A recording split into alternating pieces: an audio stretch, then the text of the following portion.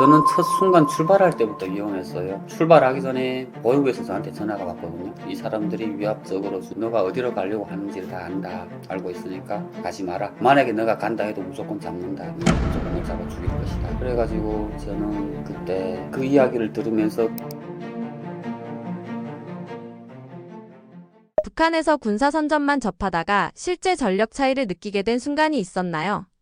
뭐 딱히 느꼈다기보다는 제가 뭐 이렇게 군부대에 가서 그 보지는 못했잖아요. 이제 미리에서 나오는 것만 보고 이렇게 하다 보면 벌써 북한군은 대반수는 지금 조금 먹는 데가 연약해요. 네. 그런데 이게 한국 군인들은 그런 게 안 돼 있고 잘 돼 있더라고요. 네. 벌써 그러다 보니까 그에 뭐 전투준비 장비라든가 무기라든가 이런 걸 보면 아 엄청 좀 차이가 난다. 네. 그런 걸 많이 좀 느끼게 됐죠. 북한도 북한 나름대로 성군 정치라고 해가지고 좀 군인들한테 많은 조금 그쪽으로 혜택이라든가 그런데 많은 비용이 들어가요. 그 들어가긴 하는데 대신 북한은 또 군인 수가 많고 연도가 길잖아요. 뭐 대한민국은 뭐 한 뭐 솔직히 군 복무연한 보니까 2년도 안 되더라고요. 북한은 평균 보면 일반 병종 9년 무슨 뭐 이렇게 특수병종 같은 거는 막 10년 그다음 그에 뭐 974라든가 이런 데는 한 13년씩 하다 보니까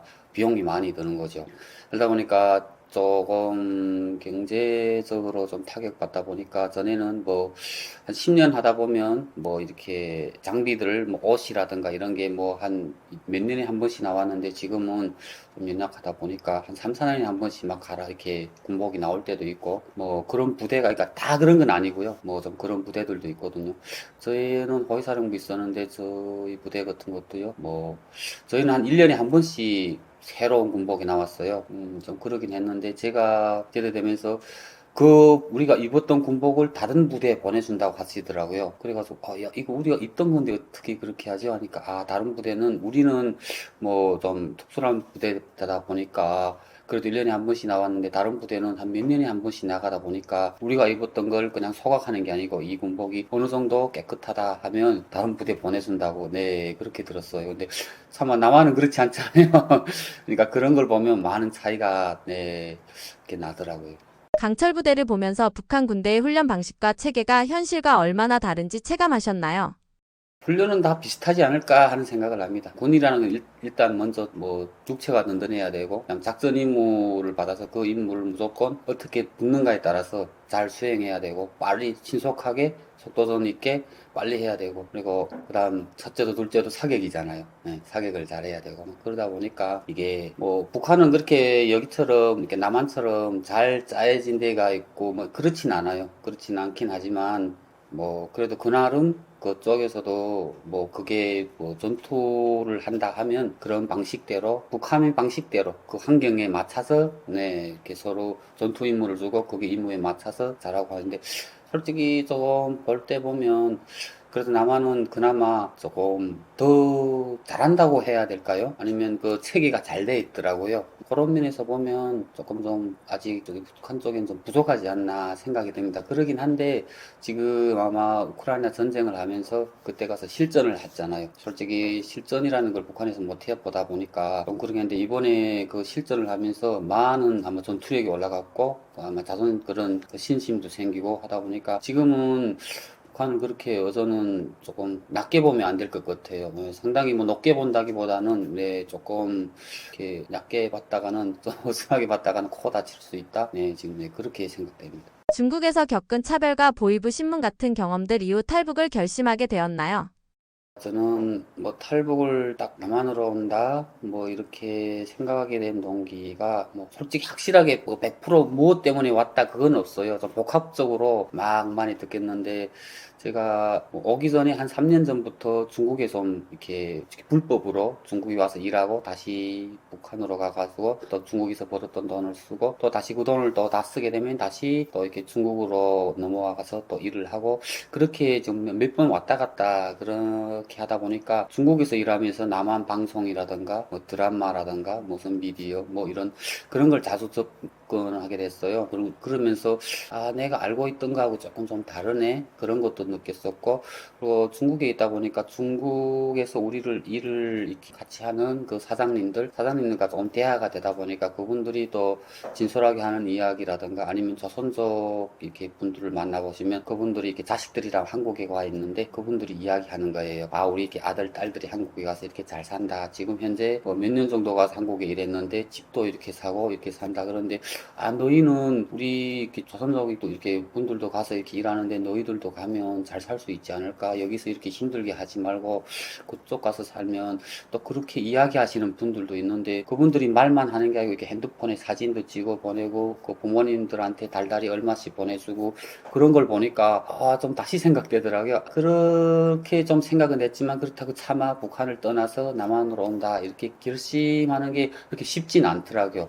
그렇게 해서 그런 게 조금 쌓이다 보는데 제가 이렇게 저기 북으로 가다가 잡힌 거죠. 잡혀가지고 보이부에서 취소를 좀 당했어요. 취소를 당하다 보니까 제가 취소 보이부에 잡히게 된 동기는 제가 중국에서 일하다가 그때 당시 중국에서 말에서 다치다 보니까 이거 쇄골 뼈가 불러났어요. 말에 치여가지고. 그래서 불러난 상태에서 그 상태에서 바로 올 수는 없고 했는데 중국에서 그 같이 일하시는 그 사장님, 그러니까 같이 일하시는 건 아니고 전에 같이 일했던 사장님이 내가 이렇게 다쳤다고 전화를 하니까 아, 그랬어 하면 그분이 직접 차를 가져와서 저를 대고 자기가 그 일하는 산막에 데리고 가가지고 의사를 또 자기가 직접 자기 돈으로 내가지고 의사를 불러서 저를 치료도 해주고 약도 발라주시고 아, 그 중국 분이신데 그분 정말 고마웠어요. 그래가지고 네가 지금 이 상태에서 북으로 나가면 안 되니까 걸을 수도 없으니까 그때 통증이 와가지고 걸을 수도 없었어요. 그래가지고 좀 다 완치되면 가라. 그때까지 여기서 먹는 것도 내가 돈 안 받고 할 테니까 네가 완치 다 하면 가라 해가지고 그분 덕에 거기서 치료도 받고 그렇다고 해서 제가 뭐 지금 거기에 신분이 없는데 중국 병원에 갈 수는 없는데 그분이 중국 위안 한 2,000위안을 줘가지고 의사를 불러서 저를 치료해 줬거든요. 아, 그렇게 하면서 아, 이게 다른 나라긴 했는데 이 나라도 다 인간미가 있고 참 아, 좋구나 그런 걸 그때 느꼈어요. 느껴가지고 거기서 일했는데 그때 당시 내가 다친 건 2월 달에 다쳤는데 2월이 아니다 1월에 다쳤어요. 1월에 다쳤고 3월 8일이면 그때 당시 그 여기는 말한 국회의원 선거죠. 북한에서 선거를 하게 됐어요. 그래가지고 아내가 그때 당시 조금 치료를 받고 아, 그래도 선거는 참가해야 된다.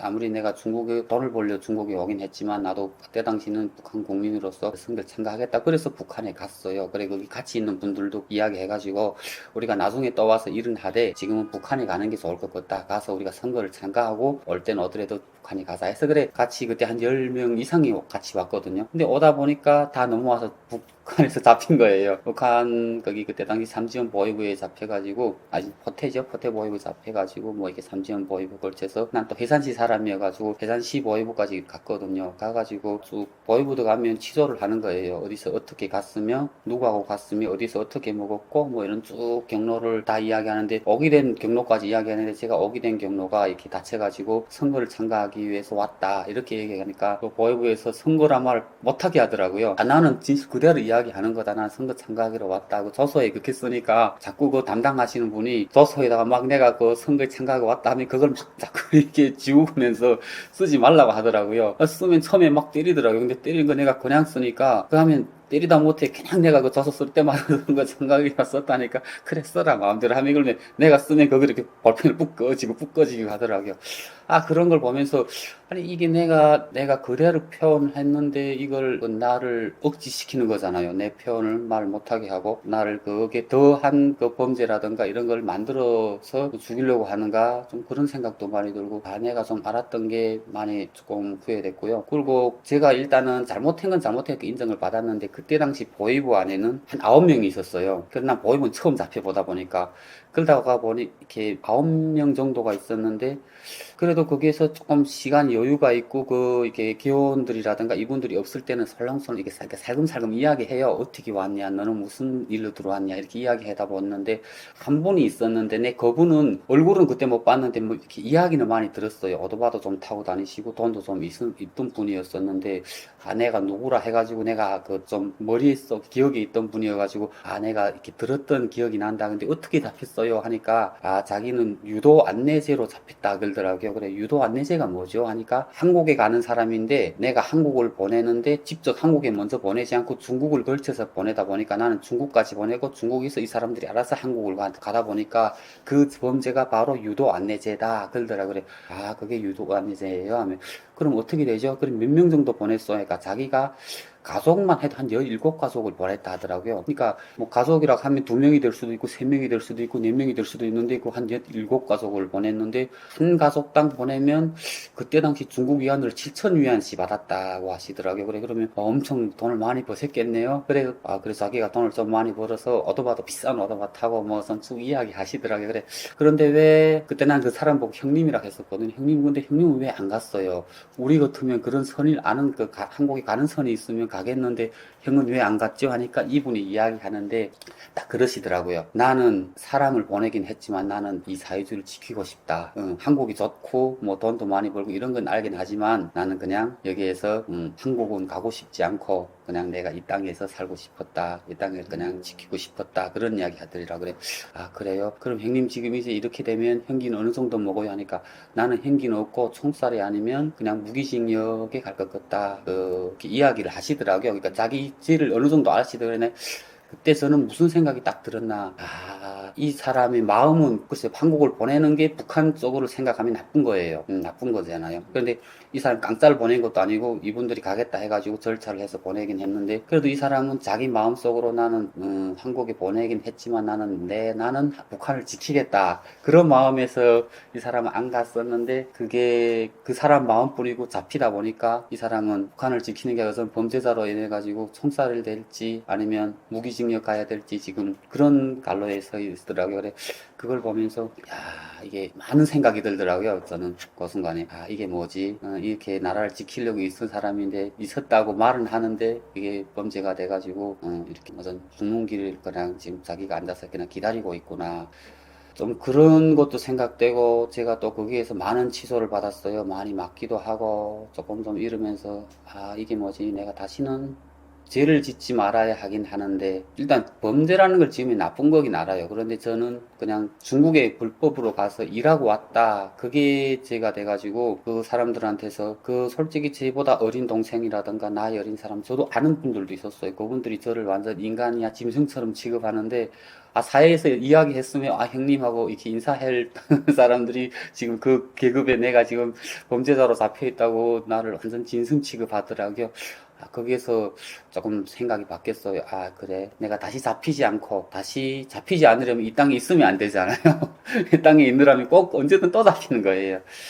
그러다 보니까 그때 한 7, 80%좀 결심을 다졌다고 보면 되죠. 그러다 보니까 그렇게 결심도 다지고 하면서 한국에 기회가 되면 가야 되지 않을까 하는 생각도 그때 조금 이렇게 싹 트기 시작했던 것 같아요. 15명이 함께 탈북하는 과정에서 가장 위험하다고 느껴졌던 순간은 언제였나요? 저는 첫 순간 출발할 때부터 위험했어요. 네. 왜냐하면 제가 출발하기 전에 보이부에서 저한테 전화가 왔거든요. 전화가 왔었는데 저는 확실하게 보이부라고 생각해요. 제 전화번호를 알고 그 음성 소리부터 이 사람들이 위압적으로 주면서 너가 어디로 가려고 하는지를 다 안다. 알고 있으니까 가지 마라. 만약에 너가 간다 해도 무조건 잡는다. 무조건 널 잡아 죽일 것이다. 이런 이야기 완전 위압 주더라고요. 그래가지고 저는 그때 그 이야기를 들으면서 우리 거기 같이 일하시던 분들이 한 7, 8명이 됐어요. 우리 북한 분들만. 들어가서 이야기는 딱 하고 싶은데, 그때 순간에 참았죠. 이야기를 하면 이 사람들이 좀 이게 요동하겠구나. 조금 좀 이상하게 생각하겠구나. 해가지고 제가 그분들한테 다른 이야기는 안 하고, 저 안쪽에서 일을 하는데 같이 갈 사람 있냐? 하니까 다 같이 가겠대요. 그래가지고 난 거기서 좀 다양하게 다른 분들한테 찾아가서 이야기도 하고, 그 기간에 또 가다가 발도 얼고 이래서 죽을 뻔한 고비도 있고, 또 다른 분은 또 전화상으로 간단히 이야기 해가지고, 가겠냐 하니까, 현감님 같이 갈 거예요. 이렇게 해가지고 그 주변 사람들 몇 명 내가 좀 이야기 다 한 거예요. 이야기 다 하고, 그 이야기 하기 전에 여기 먼저 오신 분들이라든가, 그런 분들한테 이야기 다 들어봤죠. 가면서 안전한가, 뭐 어떤 거 쭉 이야기 하니까 100% 안전하다고는 못해도 많은 사람들이 왔다. 지금 현재 그 루트는 뭐 걸린 일이 없고 쭉 이야기 하시더라고요. 그래, 알았다. 이렇게 하면 출발하겠다 하는데 저 혼자 가지는 않겠다. 제가 아는 지인들도 같이 가고 싶다. 제가 뭐 오래 살진 않았지만 그 사람들 환경이라든가 그때 당시 그 환경 저도 보이부에 잡혔었고 그런 걸 쭉 추리해 보다 보면 언젠간 이 사람들도 여기서 있다가 다시 북한에 가 잡힐 수도 있고 중국에서 잡힐 잡힐 수도 있고 있으면 그러면 또 거기에 가서 뭐 좋을지 살지도 모르고 교화를 갈 수도 있고 뭐 이렇게 하다 보면 그게 앞날이 좀 없어 보여 가지고 일단은 저도 같이 좀 가자 하고 생각을 했어요. 그러면서 출발을 했죠. 그래서 그분 쪽이 먼저 이쪽에 오신 분들이라든가 거기서 브로커 하시는 분들 아니면 그때 교회 선을 오다 보니까 교회 선교사분들이라든가 이분들하고 전화 연결하면서 우리가 다 같이 움직일 수는 없으니까 몇 조씩 나눠서 몇 명씩 움직였거든요. 그래 보내주고 했는데 저희 출발할 때도 한 6명 정도 출발하는데 딱 출발할 때부터 저는 긴장했어요. 왜냐하면 저는 보육부에서 전화를 받았고 잡히는 날에는 저는 주모자잖아요. 아무 나라나 같을 거예요. 뭐 한 많이 잡혔다가 하면 그 행동이라든가 범죄가 이루어졌다면 거기서 기본 주모자가 누군가를 그 색출해서 그 사람을 기본 제일 크게 엄벌하고 처벌하는데 제가 그때 당시 주모자였잖아요. 제가 다 사람들 보고 가자 했었고 이러다 보니까 그래가지고 솔직히 저는 출발하면서부터 긴장하며 출발했어요. 잡히면 나는 죽어야 되고 살면 나는 자유를 찾아 내 성공한 거고 하다 보니까 엄청 긴장했고 오면서 산에 올라섰는데 여름에 그 산에 있을 땐 전화가 잘 터졌는데 전화도 안 터지고 아무튼 참 어렵게 왔어요. 어렵게 해가지고 오고 저는 솔직히 저기 오다가 톨게이트 지나갈 때 있잖아요. 중국 톨게이트 있더라고요. 여기서 도로비를 봤는데 그게 보시면 이게 다 이렇게 정복 같은 거 입고 있어요. 근데 북한에는 정복을 입는 게 보안원들이라든가 계급이 있는 사람들만 있고 사회 일반 사람들은 정복이 없어요. 보위대라고 있는데 보위대는 그냥 그 군복만 입었지 여기 별이라든가 이런 거 단 게 없거든요. 근데 중국도 보니까 일반 사람인데 여기에 정복처럼 돼 있고 여기 별도 있더라고요. 그래 저는 거기 다 중국 공안들인 줄 알은 거예요. 버스 타고 탔는데 이런 작은 차에 우리가 한 10명 이상이 탔어요. 그러면 이상하게 생각할 거잖아요. 근데 그때 그 지나갈 때마다 엄청 속 조마조마하고 그분이 혹시 돈을 받으면서 그때 돈을 받는 줄 그런 것도 못 생각했거든요. 우리를 보면서 이상하게 또 혹시 신고라도 하지 않을까 아니면 우리를 내리라 해서 신분 확인하지 않나 막 그런 게 제일 걱정이고 고민이었었고요. 뭐 그렇게 하다 보니까 일단 같이 오면서부터 다 걱정이었죠. 근데 제가 최종 한 가지 제일 조금 위험했었던 게 제가 중국 거기 저기 신양 북쪽역에서 그쪽에서 선교사님들하고 만났어요. 그 전까지는 제가 따로 이렇게 움직이다 보니까 아직 한국 분들 만나본 적이 없는데 그때 처음 전화를 해가지고 북쪽에까지 오라 거기서 만나다 해서 그래 거기서 만났었거든요. 만나가지고 기차를 타고 한 몇 시간 동안 가야 되는데 이때까지 오느라고 고생했고 이렇게 전화상을 하다 보니까 네가 사람 이렇게 친구들 동생들도 많이 이렇게 보내서 가지고 고생 많았어 하면 가자 해가지고 기차를 타려고 했는데 제가 그때 당시 중국에서부터 가지고 이렇게 메고 다니던 배낭이 있었어요. 그 배낭을 그냥 거기도 중국이긴 한데 이게 제가 그거 배낭을 메고 북한도 다시 갔었고 다시 또 그 배낭을 메고 중국도 오고 하다 보니까 그 배낭을 그냥 메고 왔었는데 그 배낭 옆주머니에 이런 손칼 있잖아요. 우리가 이렇게 뭐 과일이라든가 까는다든가 이렇게 하는 손칼이 옆에 하나 있었거든요. 손칼이 하나 있고 배낭 안에 제가 그때 당시만 담배를 피웠어요. 담배를 피우다 보니까 라이터가 한 7개 정도 있고 이렇게 작은 가스통이 이렇게 라이터가 이렇게 좀 고급진 라이터인데 가스 넣게 쓸 수 있는 라이터 그때 당시 누가 그걸 선물해서 가지고 그런 라이터 있다 보니까 이 라이터는 가스통이 있어야 쓴다 해가지고 가스통도 있었는 거예요. 그래 배낭이 있다 보니까 중국은 북한 같은 거는 열차에 탈 때 금속 탐지기라고 이렇게 동그란 게 있는데 그 보안원들이 이렇게 쭉 몸이라든가 그 짐에 이렇게 대면 그 금속이 있으면 삐삐삐 소리 나거든요. 그럼 그게 무슨 금속이 있냐 이렇게 두져보는데 중국은 그렇게 하는 게 아니고 이렇게 쭉 에스겔레터처럼 이렇게 짐을 넣으면 쑥 선반이 들어가가지고 이렇게 그 컴퓨터로 해가지고 다 보시더라고요. 근데 제가 배낭에 뭐가 있다고 하면서 저보고 와서 그 배낭 안에 걸 꺼내라고 하는데 그때 당시 난 그 말을 이해 못했어요. 중국말을 하는데 그래가지고 말을 이해 못하니까 그럼 한 번 더 다시 그 짐을 저쪽에다가 넣으라고 하면서 쭉 나오니까 이 사람들이 이렇게 컴퓨터를 보더라고요. 보더니 이 안에 뭐가 있는데 꺼내라고 하는데 저는 그 전까지는 장백 쪽에서 있다 보니까 장백 용어 중국 말만 했는데 이게 심양 쪽에 오니까 말이 조금 좀 다르더라고요. 그러다 보니까 그 말을 못 알아들으니까 저보고 그 사람이 그 검사하시는 분이 경찰이죠. 경찰인가? 어떻게 경찰이라고 봐야 되겠죠. 분들이 대하기를 뭐라고 하는데 경찰 2명이 와서 제 양쪽 팔을 딱 잡더라고요. 꺾더라고요. 이렇게 양쪽을 딱 꺾인 거죠. 꺾여가지고 조사실까지 가는데 막 꺾이면서 가다가 딱 봤는데 그 한국분 2분하고 그때 당시 우리 같은 탈북민 1명이 있었어요. 그래서 저하고 총 4명이 있었는데 저만 잡히고 이분들은 그냥 간 거예요. 가는데 어디로 가나 봤더니 에스겔레트가 이렇게 있었는데 그거 타고 올라가더라고요. 근데 제가 딱 봤는데 그분들은 저하고 눈 안 맞추시고 가더라고요. 하긴 뭐 저분들도 여기서 나를 구원해 줄 수는 없지. 그래서 나는 죽었구나. 그러나 난 잡혔으니까 난 죽었다고만 생각했거든요. 그래가지고 거기 조소에 갔는데 조소실에 이렇게 비슷하게 있고 내가 배낭을 놨는데 거기 배낭 안에 걸 다 꺼내라 하더라고요. 그래서 그때 당시는 말 알아들었어요. 그래서 이 안에 있는 짐을 다 꺼내라 해서 꺼내다 보니까 뭐 라이터 한 7개, 옆주머니에 있는 칼도 꺼내고 뭐 이렇게 해서 쏙 넣더니 나를 보고 조서를 이렇게 막 쓰더라고요. 날 이렇게 얼굴도 보고 날 사진도 막 찍고. 그런데 저는 그때 당시는 그냥 다 포기했어요. 내려놨어요. 그 밖이라고 하면 도망을 치겠는데 심양역 아니니까 어디 도망칠 데도 없잖아요. 역 안에서 문만 딱 닫으면 붙으니까. 그래 그냥 그때는 저는 그런 생각만 했죠. 북한에 가서 죽을 수는 없어요. 북한에는 죽지 못하게끔 검사하고 사람들이 딱 붙어 있고 이러는데 아 죽어야 되겠구나. 내설 자살을 해야 되긴 하는데 중국에서 죽어야 되겠다. 북한에 가면 죽지 못한다. 이런 생각에 가다가 어떻게 죽을 것인지 막 그런 지금 생각만 하고 있었는데 이분이 사진을 찍고 참 이러고 나를 보더니 그 라이터라든가 칼, 손칼 그것만 두고 다른 짐들은 이렇게 그 배낭에 다 넣으라 하더라고요. 그래서 배낭에 다 넣으니까 나보고 가래요. 근데 지금 어떤 잡혀서 죽을 생각만 하고 있는데 나보고 가라고 해가지고 아 이거 뭐지? 가라고 하네? 어전 나는 주모사 돼가지고 가면 그냥 무조건 총살일 것이라 생각했는데 가라고 해가지고 확 당황했어요. 그래가지고 배낭을 딱 쥐고 가는데 돌아서면서도 이 사람들이 우정 나를 연출하면서 가게 해놓고 뒤에서 떡 잡지 않을까 이런 생각을 해가지고 제가 그분 보고 그랬죠. 담배를 피워야 되는데 라이터는 하나 달라 하니까 안 된대요. 여기는 담배를 피울 수 없으니까 그냥 가래요. 그래서 제가 좀 그 사람 보는 데서 앞에서 흉내내면서 좀 이렇게 투덜댄다 하니까 이씨 뭐 내 라이터한테 안 준다 이렇게 조금 흉내를 내면서 문 열고 딱 나왔는데 나와가지고 아까 제가 잡혔을 때 봤을 때 에스겔레이터 타고 올라갔잖아요. 그래서 나도 저기로 올라가야 그분들을 만날 수 있겠구나 하고 걸어가서 에스겔레이터에 발을 딱 댔는데 그 순간부터 머리가 또 다시 빡 서는 거예요. 다시 이 사람이 막 뛰어와서 나를 딱 잡지 않을까 하는 그런 생각. 아마 그 1층에서 2층으로 가는 에스겔레이터였는데 그때 당시 저는 한 10년, 20년은 더 감수인 것 같아요. 잡혔을 때도 감수를 했는데 그때는 어쩌건지 더 긴장되더라고요. 막 머리는 뒤 돌아보고 싶고 보면 안 된다 뭐 이런 생각도 막 들고 일단은 막 그 오만 가지 생각이 엄청 들었어요. 그래가지고 딱 올라서서 봤는데 어디 갔냐 보니까 그분들이 저쪽 끝에서 세 분이 다 머리 숙이고 있더라고요. 그래 거기 제가 찾아가서 선생님 하고 찾으니까 이거 나를 보시더니 세 분이 다 깜짝 놀라는 거예요. 어떻게 나왔냐고 하여 그래서 제가 모르겠어서 어떻게 나왔는지는 모르겠는데 가라고 해서 그냥 나왔어요 하니까 당황하니 앉으라 그러면 기도하자고 하면 기도를 하세요. 그래가지고 기도가 뭐예요?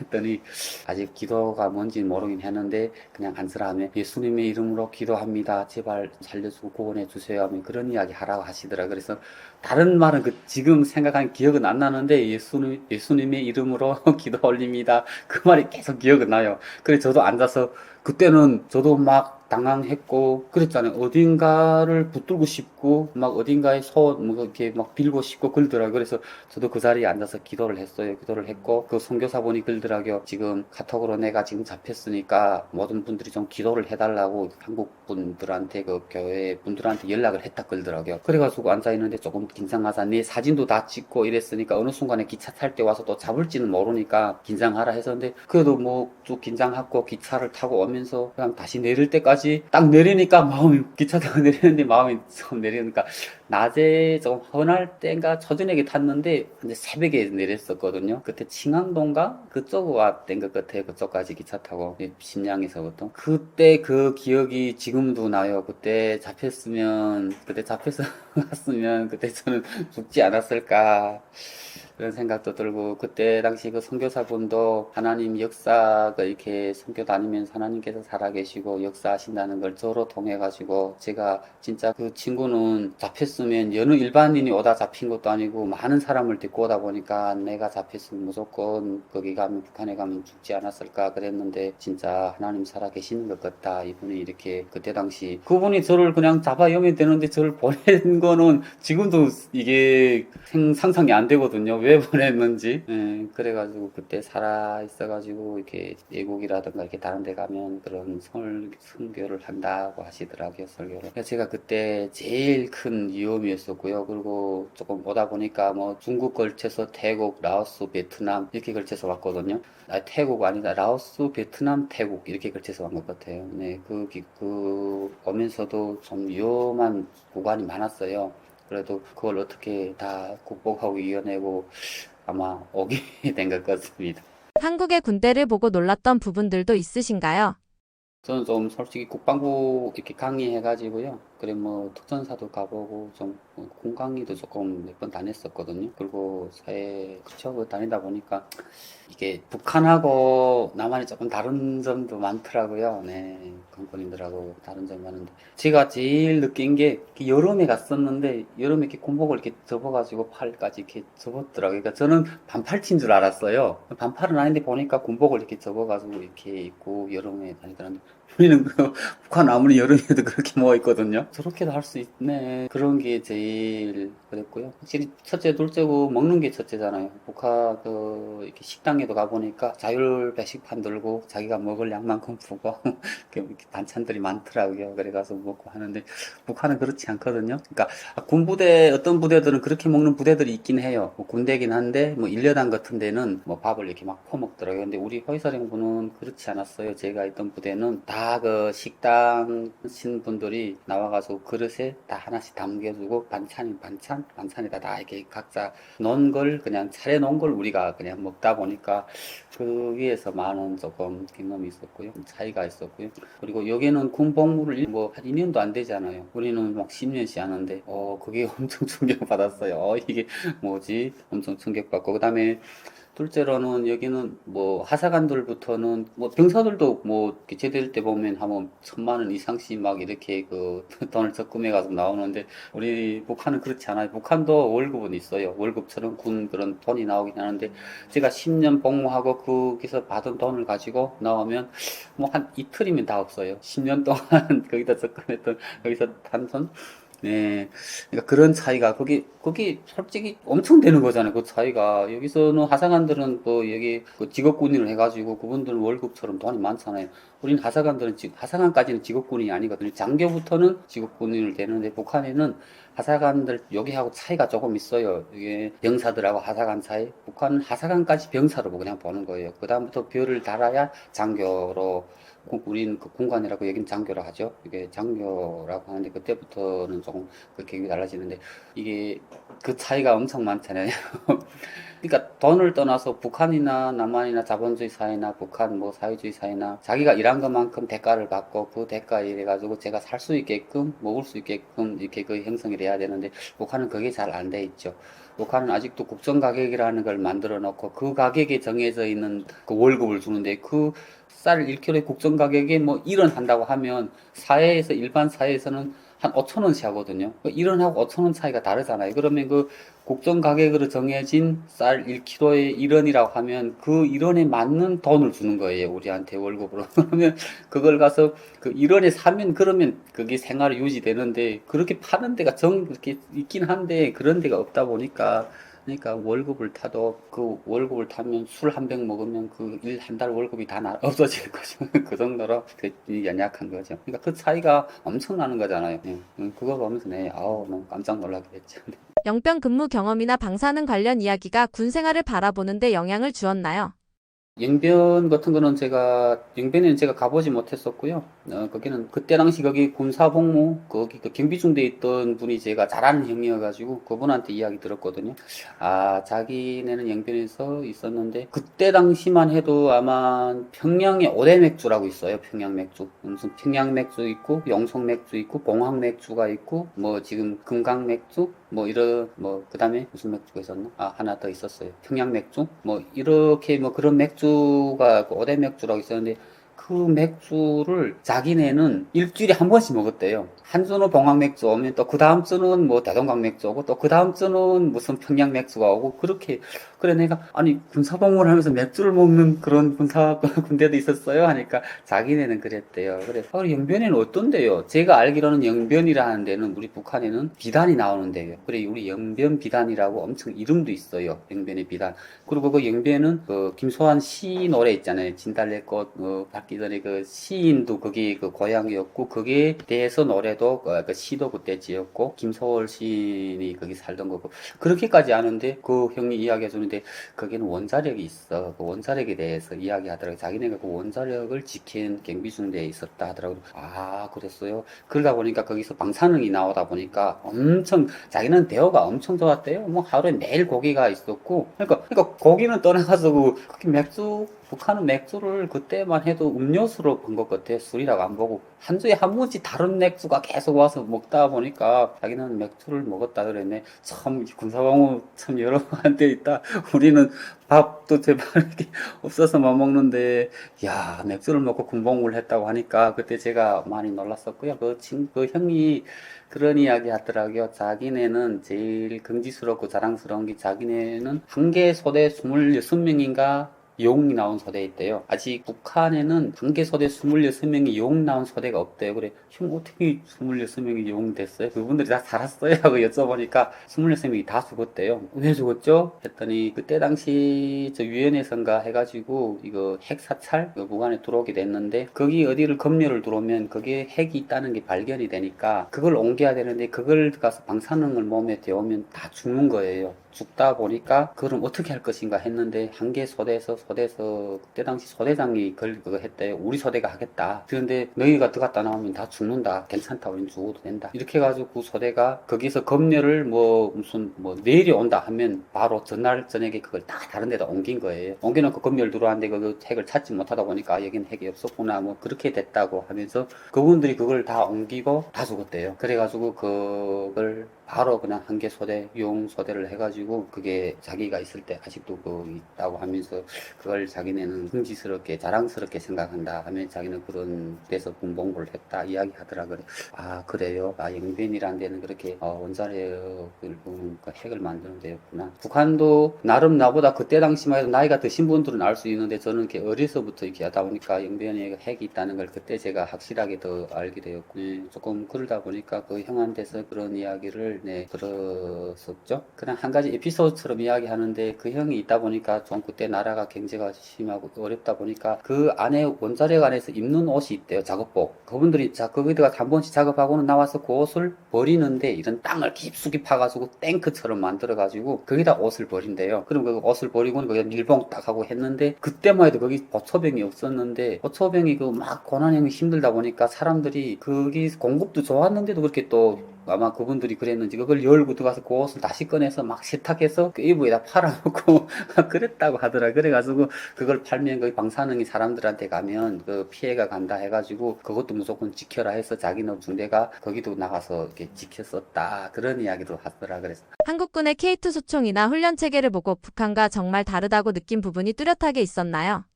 또 우리는 저희가 있을 때는 뭐 M16이라고 교육을 받았어요. 남한 군인들은 M16 자동포총을 M16 소총을 쓴다. 그래가지고 저희도 호위사령부긴 하지만 호위사령부에도 경보병 대대 되다 보니까 1년에 보면 한 달 정도 그냥 한 달 정도 그 교육을 받는 게 있어요. 적군 교육이라 해가지고 그 남한의 무슨 군사 침호라든가 남한 무슨 말투라든가 남한 총이라든가 남한의 무슨 뭐 탱크라든가 이런 걸 이렇게 교육을 받는데 그거를 어떻게 교육을 받는가 하면 낮 근무 시간에 하는 게 아니고 낮에는 자고 밤에 하는 걸로 되어 있거든요. 근데 뭐 낮에 잔다는 건 아니고 낮에는 AV를 하고 저녁 시간에 한 서너 시간 동안 그냥 교육을 주는데 간단하게 뭐 완전 확실하게 남한에 투입하는 것처럼 배워주는 게 아니고 이러한다. 남한에서는 뭐 말씨가 이런 게 있고 뭐 교정시 뭐 무슨 벌을 주면 나무에 매달리기도 하고 머리를 박고 이렇게 손 들고 서기도 하고 그런 교정도 주고 그리고 남한 소총 M16 소총인데 우리는 5.45 자동포총을 썼어요. 그때 당 호위사령부에는 그러니까 민간 다른 부대들은 7.62mm 자동포총 썼고 그런데 남한에는 M16인데 5.53가 5.54 그렇게 됐을 거예요.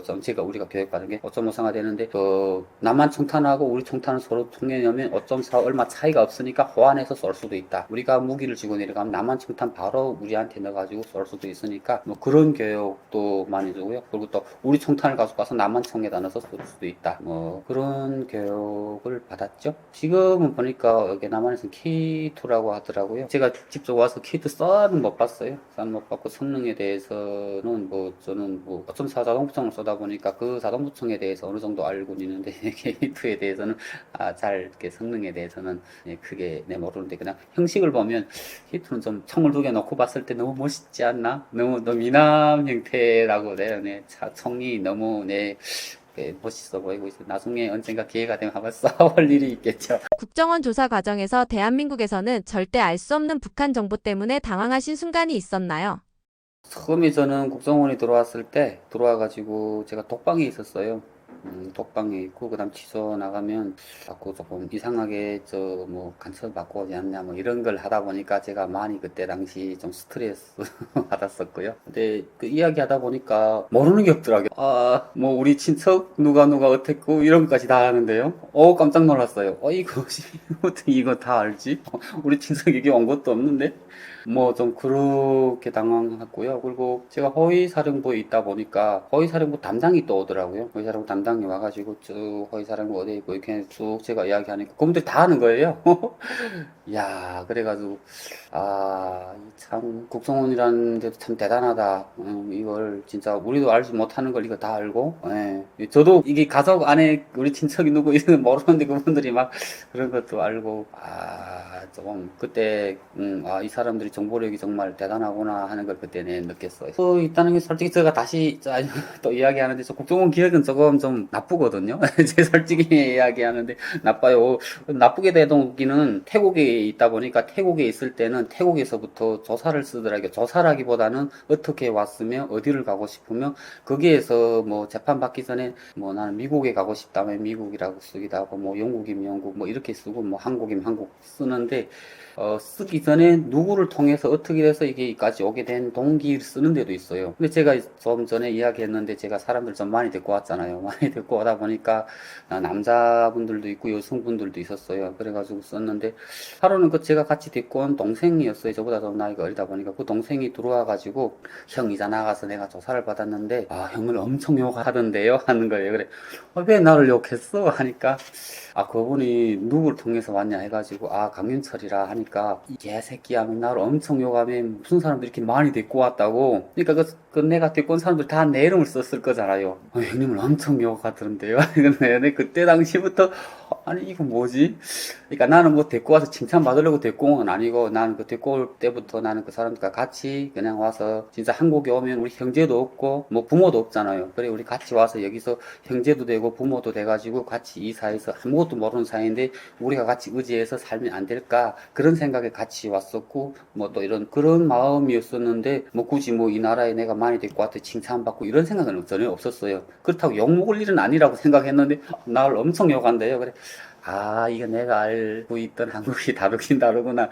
내가 많이 데리고 왔다고 나는 이렇게 욕하네. 그러면서 그때부터 조금 뭐라고 했죠? 좀 이상하게 했는데, 그러면서 그때부터 저를 원래 그 기간에 못 간다고 했는데, 어떻게 돼서 넘어왔고, 그리고 또 오자마자 뭐 아프다는 걸 해가지고 저를 독방에 넣어가지고, 독방에 또 들어가서 있는 건 괜찮은 독방에서 그날에 전화가 왔어요. 그 전화를 딱 들었는데, 네, 여보세요? 하면 전화상에서 여보세요? 했는데, 한 몇 마디 했는데, 바로 나를 욕하더라고요. 왜 전화를 이렇게 왔냐? 전화를 받으면 여보세요? 네, 강윤철입니다. 뭐 이런 식을 받아야 되는데 그렇게 안 받았다고 엄청 욕하는 거예요. 이건 뭐지? 이건 북한도 아니고 남한인데 그때부터 이게 막 스트레스 막 이 엄청 막 열받고 이건 뭐야? 막 이런 생각을 내가 많이 데리고 왔고 이러다 보니까 나를 엄청 지금 위압 주고 나를 이러는구나 그런 생각도 좀 들고 아무튼 조금 제가 그때 조사를 받는 기간에는 엄청 스트레스였어요. 그래가지고 그 조사받는 그 선생 자체가 나보고 무슨 임무를 받고 왔냐 뭐 이야기해라 하면서 내를 조서를 써라 해가지고 제가 한 권 정도 책 한 권 정도 쑥 썼어요. 이렇게 제가 어렸을 때부터 다 쓰라고 하더라고요. 그래서 쓰고 친구 누구였나 친구 이름들도 다 써라 뭐 선생 이름부터 시작해가지고 다 쓰라고 하더라고요. 그래서 저 쓰면서 여기서 국정원 조사는 우리는 보이부하고 국정원이 같은 그런 급이라고 봤어요. 북한에서 그렇긴 하는데 보이부처럼 뭐 그렇게 뭐 때리고 이러지는 않지만 좀 엄청 엄격하게 이렇게 보는구나. 뭐 내가 혹시 간첩이 아닐까 해서 그런 이렇게 알아보는 건 하는데 저를 너무 이렇게 간첩이 아닌가 하고 해가지고 제가 마지막에 뭐 그런 이야기는 했어요. 제가 간첩이면 뭐 다 이야기하겠다. 뭐 그러면 여기서 내가 알기로는 뭐 간첩이라고 이야기하면 내가 알고 있던 걸 이야기하면 뭐 그 정보로 해가지고 돈도 주고 뭐 이런다고 하던데 저는 뭐 자본사에 돈도 중요하지 않냐. 나 돈도 받고 싶다. 근데 제가 간첩이 아니어가지고 그런 이야기 할 수가 없다. 저는 계기가 돼서 이렇게 오게 되었고 이러이러한 기억이 돼서 내가 남한까지 여기까지 오게 되었다. 자유를 찾아오긴 했지만 제가 오기 전까지는 그렇게 막 선뜻 오고 싶진 않았다. 이야기 솔직히 우리가 막 오게 되면 북한에 있는 부모 형제들도 처벌을 받을 수도 있고 뭐 그런 환경이어가지고 좀 고민했는데 이전보다는 좀 많이 괜찮아졌어요. 그렇게 막 전에는 뭐 자식들이 여기로 왔다 하면 부모들을 막 교화서 뭐 잡아다 넣고 막 정치권 수용소 넣고 막 이랬었는데 지금은 온 사람들이 너무 많다 보니까 저희 때까지만 해도 뭐 다른 연대적 책임은 안 주고 그분들 뭐 형제라든가 그게 직계 간부들이 있다면 그 간부들이 승진을 못했어요. 그냥 그까지만 정착돼 있고 더 승진은 안 되고 뭐 어디 그 연대적 책임을 해가지고 뭐 잡아놓고 그런 건 없었거든요. 저도 하도 그러다 보니까 한국에 오게 되었지. 그렇게 좀 엄벌이 처해지고 하면 아무리 잘 산다, 아무리 자유로 산다 해서 내가 다른 형제 부모들을 죽이면서까지 오고 싶진 않았다. 근데 저는 그런 법이 없고 하다 보니까 그런 것도 조금 알고 해가지고 기회가 돼서 왔는데 저는 간섭이 아니다. 해가지고 일단은 그거 가지고 국정원에 있는 기간 엄청 좀 스트레스를 받았어요. 그러다 보니까 국정원 기억은 솔직히 이렇게 조금 좋지 않았죠. 하나원에서의 경험 중에서 기억에 남는 일은 무엇이신가요? 하나원에 넘어오니까 국정원보다는 많이 편하더라고요. 네, 많이 편했었고 하나원도 잘 돼 있더라고요. 그러니까 우리가 그 북한에서 오다 보니까 일단은 문화가 서로 다르고 하다 보니까 이게 한국에 나와서 이렇게 초기 정착할 수 있을 때 이렇게 우리가 적응할 수 있는 걸 많이 교육을 주더라고요. 뭐 지하철 탈 때라 그래, 버스 탈 때라 그래, 무슨 상점 가서 쇼핑할 때도 그래, 뭐 이런 거 그냥 은행 뭐 이런 것들, 그다음에 한국 역사라든가 문화에 대해서 조금 우리하고 저기 남한이 서로 다르게 방송을 이렇게 배워주는데 그런 차이 뭐 그런 것도 배워주고요. 그리고 일단은 하나원이는 또 그게 전에 하나원을 수료하고 심화 교육이라 해가지고 이렇게 우리 북한분들이 거기 들어와가지고 무슨 사회복지 자격이라든가 아니 요양보호사 자격이라든가 무슨 뭐 이런 대형 뭐 면회라든가 뭐 이런 게 있고 그다음 뭐 그때만 해도 이렇게 용접하는 것도 있더라고요. 용접 배우는 거 그분들하고 이따금씩 저녁 때 되면 거기 그 운동 체육관이 있는데 체육관 가서 이야기도 나누고 지금 한국에 너는 나오면 어디 지역 가면 어느 지역에 가면 좋고 뭐 우리는 지금 현재 이런 일을 하고 있고 그래도 나오면 기술을 배우면 좋고 뭐 그런 대화도 많이 했었고요. 네, 그래가지고 한국에서 좋았고 그리고 폴리텍 대학 체험을 갔었거든요. 폴리텍 대학이라는 데 가보니까 거기서는 뭐 뭐 시계도 만들고 도금, 뭐 이렇게 목걸이도 만들고 또 차량 수리도 하고 다양한 거 그리고 또 지게차 운전도 해보고 뭐 그다음에 이렇게 우리 이렇게 뭐라 하죠? 포크레인도 해보고 하면서 이제 내가 나가면 어떤 걸 이렇게 좀 주종목으로 해가지고 내가 여기 일하는데 이런데 좀 포인트 맞춰가지고 내가 좀 좋아한다던가 내가 할 수 있다던가 이런 걸 배워주는데 거기서 많은 이렇게 조금 체험을 했고요. 그리고 또 다른 건 또 모르겠는데 그 폴텍 대학에 갔는데 점심시간이니까 밥을 먹더라고요. 대학생들이 쭉. 근데 다 거기도 자율 뷔페식인데 밥을 먹으리만큼 주고 반찬 주고 엄청 맛있더라고요. 야, 이거 대학인데도 이렇게 먹는 거는 이게 진짜 풍족하구나. 그때는 한국에 나와 있지 않고 그냥 북한에서 바로 오다 나니까 사회에서 어떻게 확실하게 밥을 먹고 어떻게 사는지는 모를 때였거든요. 대학생들도 이렇게 자유롭게 먹고 하는구나. 근데 그게 식비를 보니까 식비도 엄청 학생 식비인데 싸더라고요. 비싸지 않았어요. 그래, 와, 이 가격에 이렇게 밥을 먹는다고? 그때 그게 좀 많은 충격을 좀 받았던 것 같아요. 북한 군인으로 지낼 때의 군화나 식량 같은 열악한 조건이 한국군과 비교해 어느 정도 차이가 났나요? 차이가 많이 나죠. 워낙 뭐 많이 나고요. 벌써 군 생활을 벌써 2년 안 되게 하는 거하고 10년 되게 하는 거하고 다르고요. 북한은 솔직히 젊었을 때 17세부터 군복무를 할 수 있거든요. 17세부터 10년을 한다 해도 27세까지 하는데 진짜 젊었을 때 순 그걸 당에다 바치는 거잖아요. 부모들은 군대로 갈 때 부모들이 여기 부모들도 자식을 1년 8개월이라는 걸 보내면서도 울잖아요. 네, 자기 부모에서 쓰라에 있다가 또 보내고 하는데 북한도 같아요. 북한은 울게 된 동기는 일단은 자식을 키워가지고 나라에 바치는 거예요. 근데 그게 갔다가 우리 부모님들도 그렇고 다른 부모님도 다 그랬어요. 왜 우냐면 갔다가 살아올 수도 있고 죽을 수도 있는 거예요. 그게 그리고 이렇게 불구가 돼가지고 뭐 이렇게 이렇게 올 수도 있고, 그게 10년이라는 기간이 그렇게 쉽게 안 지나가잖아요. 훈련이라는 걸 하다가 사고 다칠 수도 있고, 또 북한은 군인들이 사회생활, 사회동원, 건설 현장에 많이 나가요. 네, 이렇게 인력이 부족하다 보니까, 네, 그러다 보니까 그런 데 나가서 공사를 하다가 다칠 때도 많고, 그리고 북한은 아직도 전기가 잘 안 돼 있다 보니까 나무를 하다 보면, 나무를 베다 보면 나무에 맞아서 다칠 수도 있고, 나무를 움직이다가 뭐 다리가 다칠 수도 있고, 그러니까 사고가 날 수 있는 위험 요소가 엄청 많거든요. 그러다 나니까 부모들이 보내면서 건강하게 있다가 오라, 다치지 않고 오라 하는 게 제일 큰 소원이었어요. 그러니까 솔직히 차이가 엄청 나는 거죠. 그리고 저는 또 한 가지 더는 우리 지금 우리 남한 군인들이나 북한 군인들이나 똑같아요. 나라를 위해서 나가요. 그게 모든 평화는 총대 위에 있는 거잖아요. 국방력이 강해야 그 나라 우리 국민들이 편안하게 살 수 있는 거고, 북한도 같아요. 북한도 우리 총대에 평화가 있다고 해가지고 우리 군인들이 강해야 다른 나라에서 적응 못 들어오고 우리가 그 군인들을 살 수 있다. 평화라는 게 뭐겠어요? 그게 일단은 첫째 국방력이 강해야 되고 하다 보니까 하는데, 차이가 조금 있는 게, 우리가 나갈 때는 나라 국민을 위해서 나가요. 두 나라 똑같아요. 남한이나 북한이나. 그런데 와서 보면 결과 차이가 좀 나요. 1년 8개월 하고 와가지고 이분들이 이제 살면서 내가 그게 1년 8개월이 헛되지 않게 나라에서 잘 보상해 주잖아요. 뭐 취업이라든가 이럴 때 보면 그래도 가산점도 있고. 북한도 같아요. 북한도 어느 정도 같긴 한데 10년이라는 걸 군사복무를 하고 왔는데, 우리 이전에 그런 말이에요. 10년이면 강산이 변한다고. 10년을 하고 오면 변한 게 없어요. 변한 게 없는데 그 10년 동안 나의 청춘을 다 조국에 바치고 왔지만 그게 가산점이 있긴 해요. 대학이라든가 그런 가산점을 주긴 하는데, 이 사람들이 그 가산점을 받고 왔다 해가지고 큰 의미가 없어요. 지금은 큰 의미가 왜가 없냐 하면 10년을 바치고 오고 진짜 2년도 안 되게 군사복무를 하고 왔는데 차이가 엄청 나는 거죠. 그분들은 10년을 하고 왔어도 그게 내가 10년 동안 나라를 바치고 왔지만 그게 무슨 대가라는 게 없어요. 월급이라든가 이런 걸 그 군인 돈을 받긴 했는데 10년 동안 하고 와가지고 그 돈으로 한 달도 못 먹어요.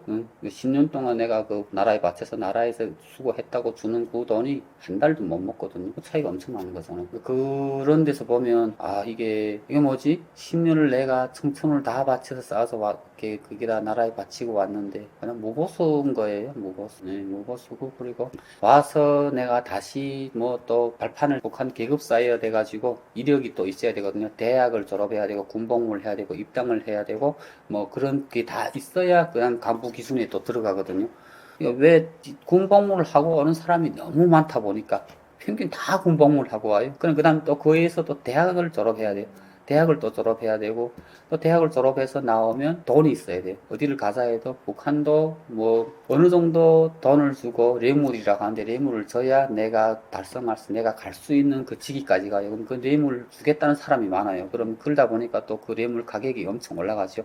그러니까 내가 들어갈 수 있는데, 내가 거기 들어가서 실질적으로 더 내가 리운을 받을 수 있는 그런 그 보안원이라든가, 보안원도 그 보안원이라고 해가지고 바로 돈을 벌 수 있는 거 아니에요. 같은 보안원은 무슨 대를 까면 뭐 대를만 봐야 되는 거고 있고, 조직부는 조직부 봐야 되고, 정치부는 정치부, 같은 보안원이라도 그런 차이가 있고, 뭐 검사면 검사, 그러니까 예시원이면 예시면 뭐 이런 게 있다 보니까 뭐 조금 그런 차이가 나다 보니까, 그게 같은 보안은 정복을 있는데 뭐 무슨 몇 천만 원이라 하면 또 그 몇 천만 원 안에서 또 어디에 또 가는가, 순찰대를 가야 되냐, 순찰대 같은 건 바로 가서 뭐 내가 단속할 수 있으면 그 단속을 하면 거기서 뇌물도 받을 수 있으니까 그런 데는 또 더 비싸고, 이렇게 뭐 그런 차이가 있다 보니까 군 복무를 해도 그렇게 막 내가 군복무를 하고 왔다 해서 엄청 내가 나와서 대우를 받는다, 그거는 아니거든요.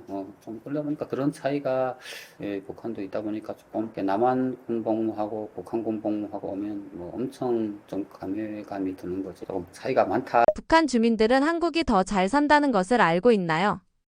다 알고 있죠. 네, 저는 북한은 남한이 잘 산다는 걸 다 알고 있습니다. 첫째 떠나가지고 우리가 일반적으로 이야기할 때, 그러니까 다 그런 건 아니에요. 우리 그 지역에서는 백두산 줄기하고 남한 줄기가 있어요. 네, 백두산 줄기는 뭐 한일레몬 투사들이 해가서 10호 대상이라 해가서 공고를 받는데, 남한 줄기는 뭐냐?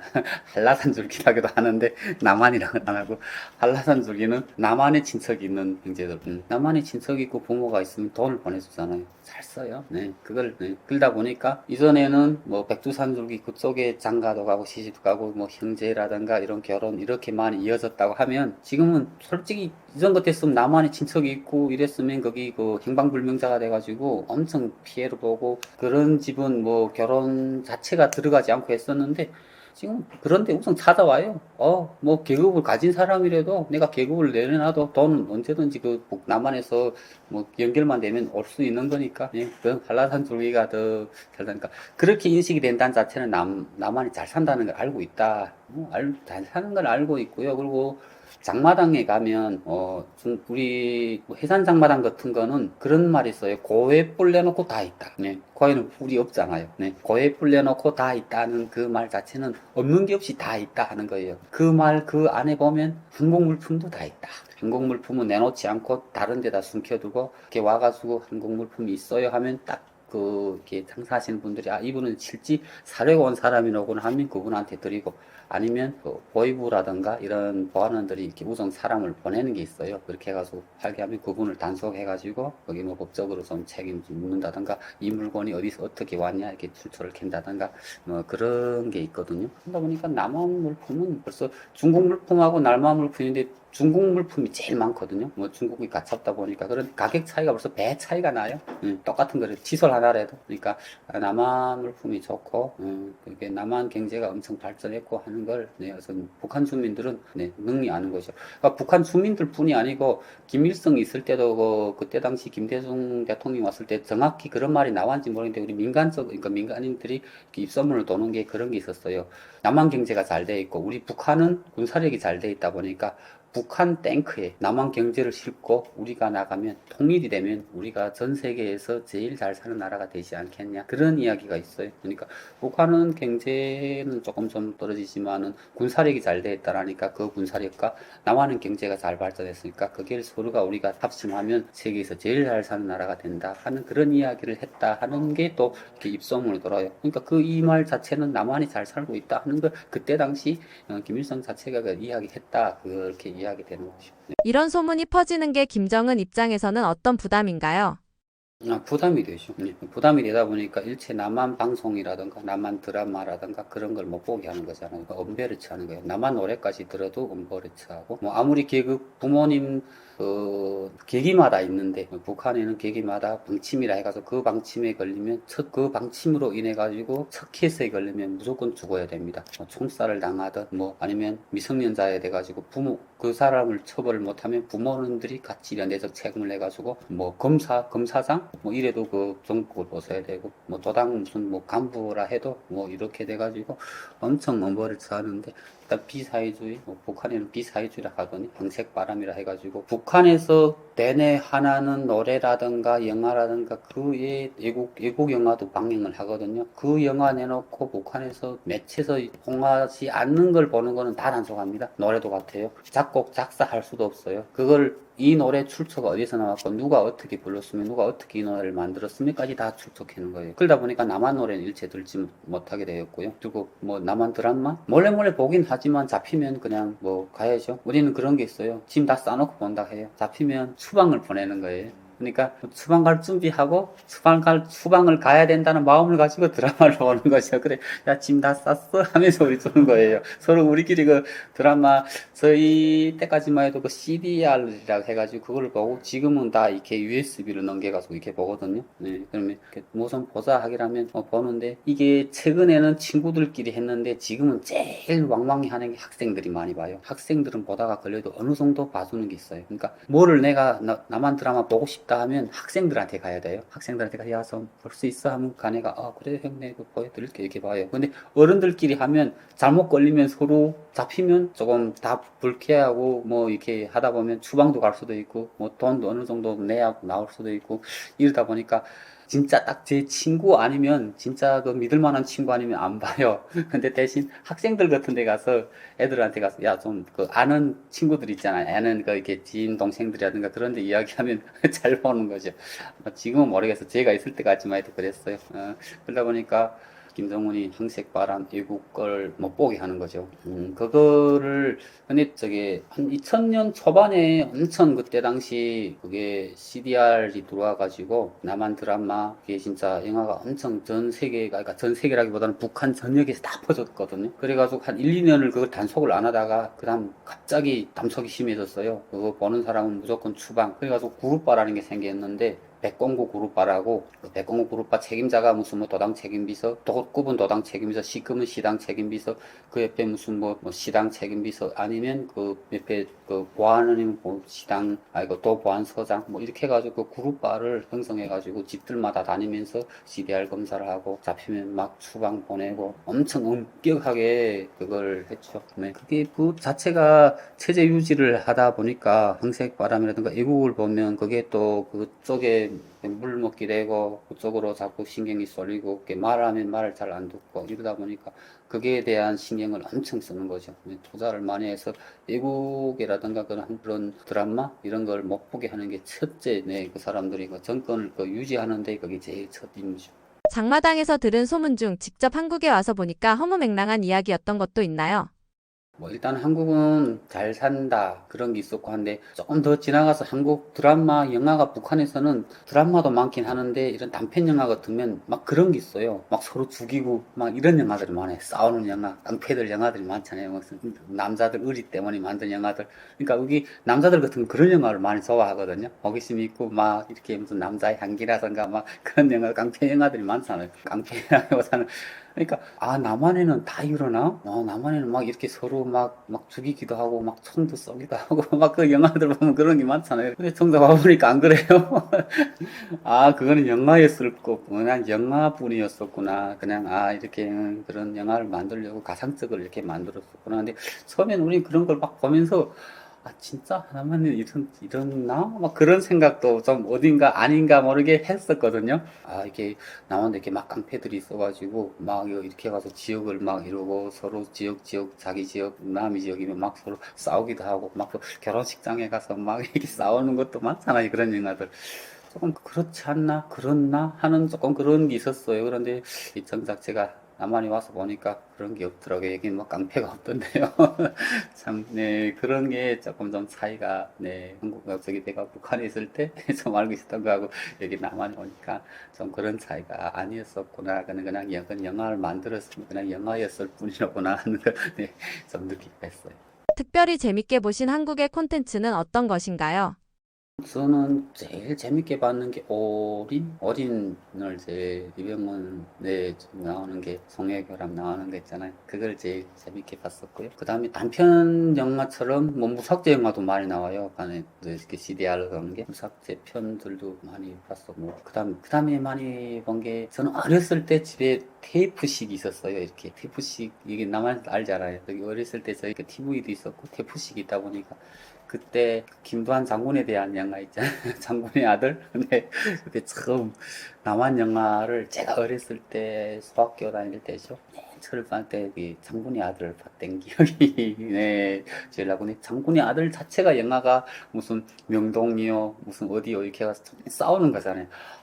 저 남한에는 저렇게 싸우다가 국회의원까지 됐었고 막 좀 그런 게 조금 머리가 네 그러니까 그게 제일 어렸을 때, 완전 학교 한 12살, 13살 때 그때 제가 본 기억이 나고요. 그 다음에는 그 고비를 넘어서서 후에 CBR이 나오면서 보게 된 게 많이 발전된 걸 봤죠. 뭐 어린이라던가 무슨 가을 동화라던가 뭐 영화들. 그 다음 이병헌 씨 나오는 영화도 많이 본 것 같아요. 네, 뭐 화살 축포 활을 이렇게 싸가지고 하는 영화도 일단 좀 많이 봤어요. 많이 봤는데 그걸 이렇게 막 지금 이야기 그다음 제일 많이 본 거, 제일 오래 본 건 대장금? 대장금 엄청 길잖아요. 대장금 한 10부작씩 이렇게 오늘은 여기 가서 보고 다음 날엔 또 다른 데 가서 보고 대장금을 또 제일 좀 인상 깊게 거기서 보면 대장금이랑 보면 문화가 우리가 알고 있던 거하고 우리가 역사 이게 조금 좀 다르구나 하는 조금 그런 차이 그런 거고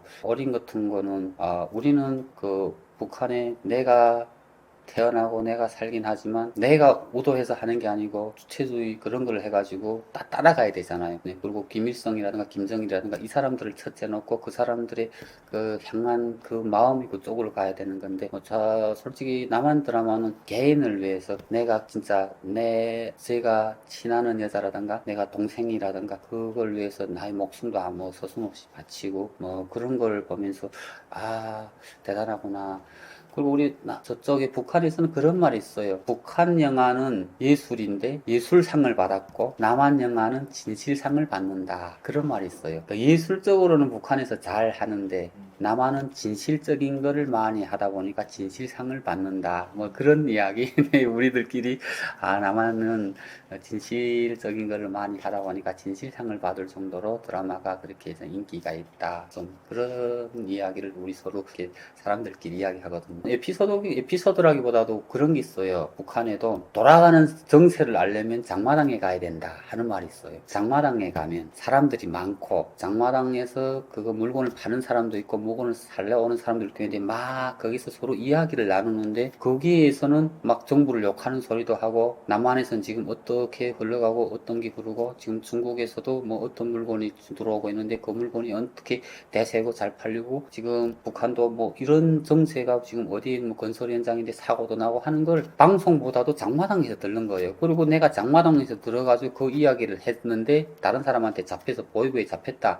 너는 그럼 이 이야기를 어디서 들었니 하면 장마당에서 들었다면 그럼 거기서 끝이 납니다. 다른 사람한테 들었다면 또 그 사람을 잡아가서 넌 어디서 들었니 하는데 장마당에서 들었다고 하면 장마당이 들고 내가 그런 이야기를 어디다 유포를 했다 하면 그러면 더 캐지 않아요. 좀 그런 유머가 있으니까 우리 사회 정세 이런 걸 알려면 장마당에 가야 된다.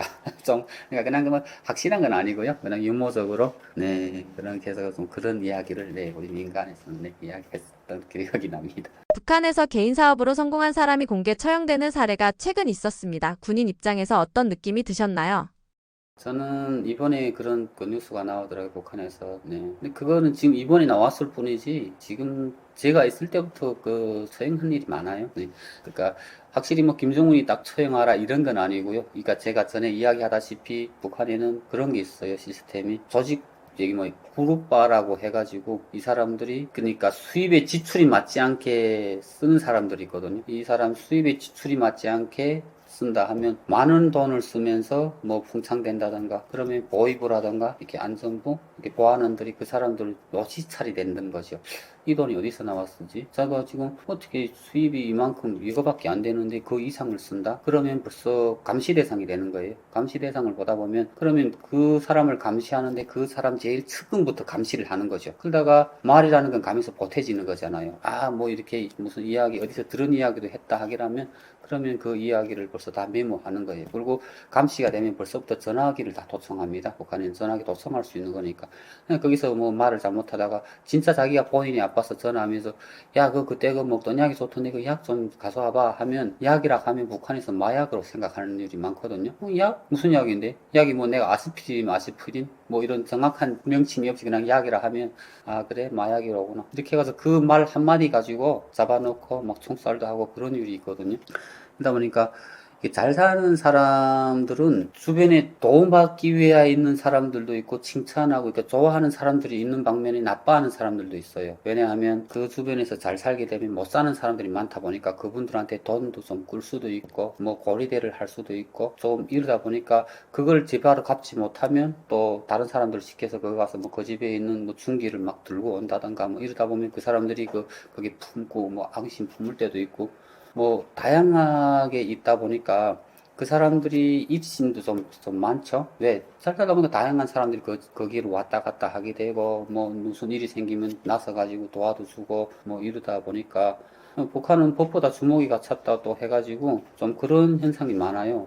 이게 그분들 옆에 보면 뭐 좀 주변에 조금 이렇게 좀 건달이라든가 이런 사람들도 자연적으로 붙게 돼 있거든요. 그러다 보면 그게 이제 입소문 나고 뭐 그 집에서 좀 이런다 하면 저희 어느 순간에 그냥 어떤 제목에 의해서 잡혔는지도 몰라요. 그냥 잡아놓고 네, 그리고 그냥 달구는 거죠. 잡혀 들어가면 저희 때만 해도 많은 사람들이 그때 당시 보이사령부 검열이라 해가지고 뭐 5명 총살, 많은 사람들 총살 당했어요. 근데 그 총살 당했을 때 그분들이 다 권력 있는 사람들이었어요. 간단하게 한 가지 이야기하면 그때 당시 상업관리소 소장이라고 있었는데, 상업관리소라고 하면 뭐 편의점마다 그 북한에서 상업관리소 무슨 이런 그런 데를 그 이렇게 조금 책임지고 하시는 분인데, 이분이 그 이전에 뭐 정춘실이라고 이전에 또 다른 뭐 쪽에 그 김일성이 살아있을 때 그분이 조금 그 유명해가지고 그 막 홍보하고 영화도 만들고 하던 분이 있었는데, 상업관리소 소장이 땅떼기를 해가지고 그 땅에다가 콩도 많이 심고 거기서 나오는 콩을 뭐 기름도 짜서 사람들한테 공급도 하고 뭐 이렇게 했었는데,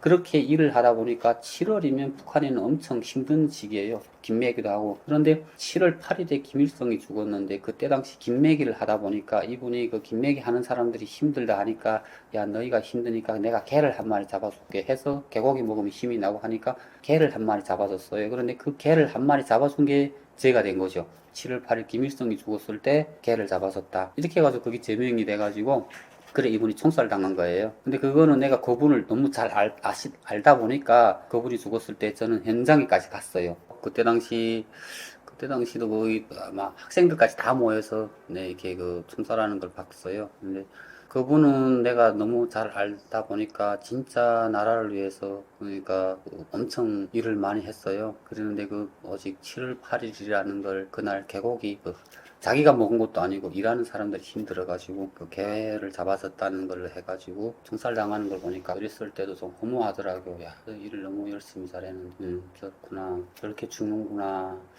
아무튼 그렇게 생각하면서도 7월 8일인데 7월 8일은 김일성이 죽었으면 그러면 안 되는 건데 해가지고 그때는 그게 조금 의심가긴 했지만, 그건 뭐였구나. 그 사람이 아무리 좀 좋은 사람이었고 얘긴 했지만 그때 그렇게 말하지 말았어야 하는 걸 했구나 하는 걸 지금 같았으면 그게 야 아무것도 아닌 거잖아요. 그런데 그때는 그걸 보면서 이상하게 생각도 하긴 하면서도, 아 죽는 게 정말 억울하게 죽는다기보다는 생각을 그때 잘못한 거죠. 그냥 우리가 그때 당시 세뇌가 그렇게 돼 있다 보니까. 그러니까 그분은 내가 잘 알기도 하고 종사하는 것까지 보기도 하면 지금도 눈에 선해요. 너무 열심히 일하시고 그러시던 분이었었는데, 그러니까 지금 미디어에서 지금 북한에서 이렇게 일하는 사람, 이렇게 좀 잘 나가는 사람들을 이렇게 총살했다 하는 게 지금 나와서 그렇지, 솔직히 공개 안 하고 이렇게 죽이는 사람들이 많아요. 잡아놓고. 북한도 그런 게 있어요. 이 사람을 낳고 총을 쏠 때는 총알 값을 할 수 있는 사람을 쏴요.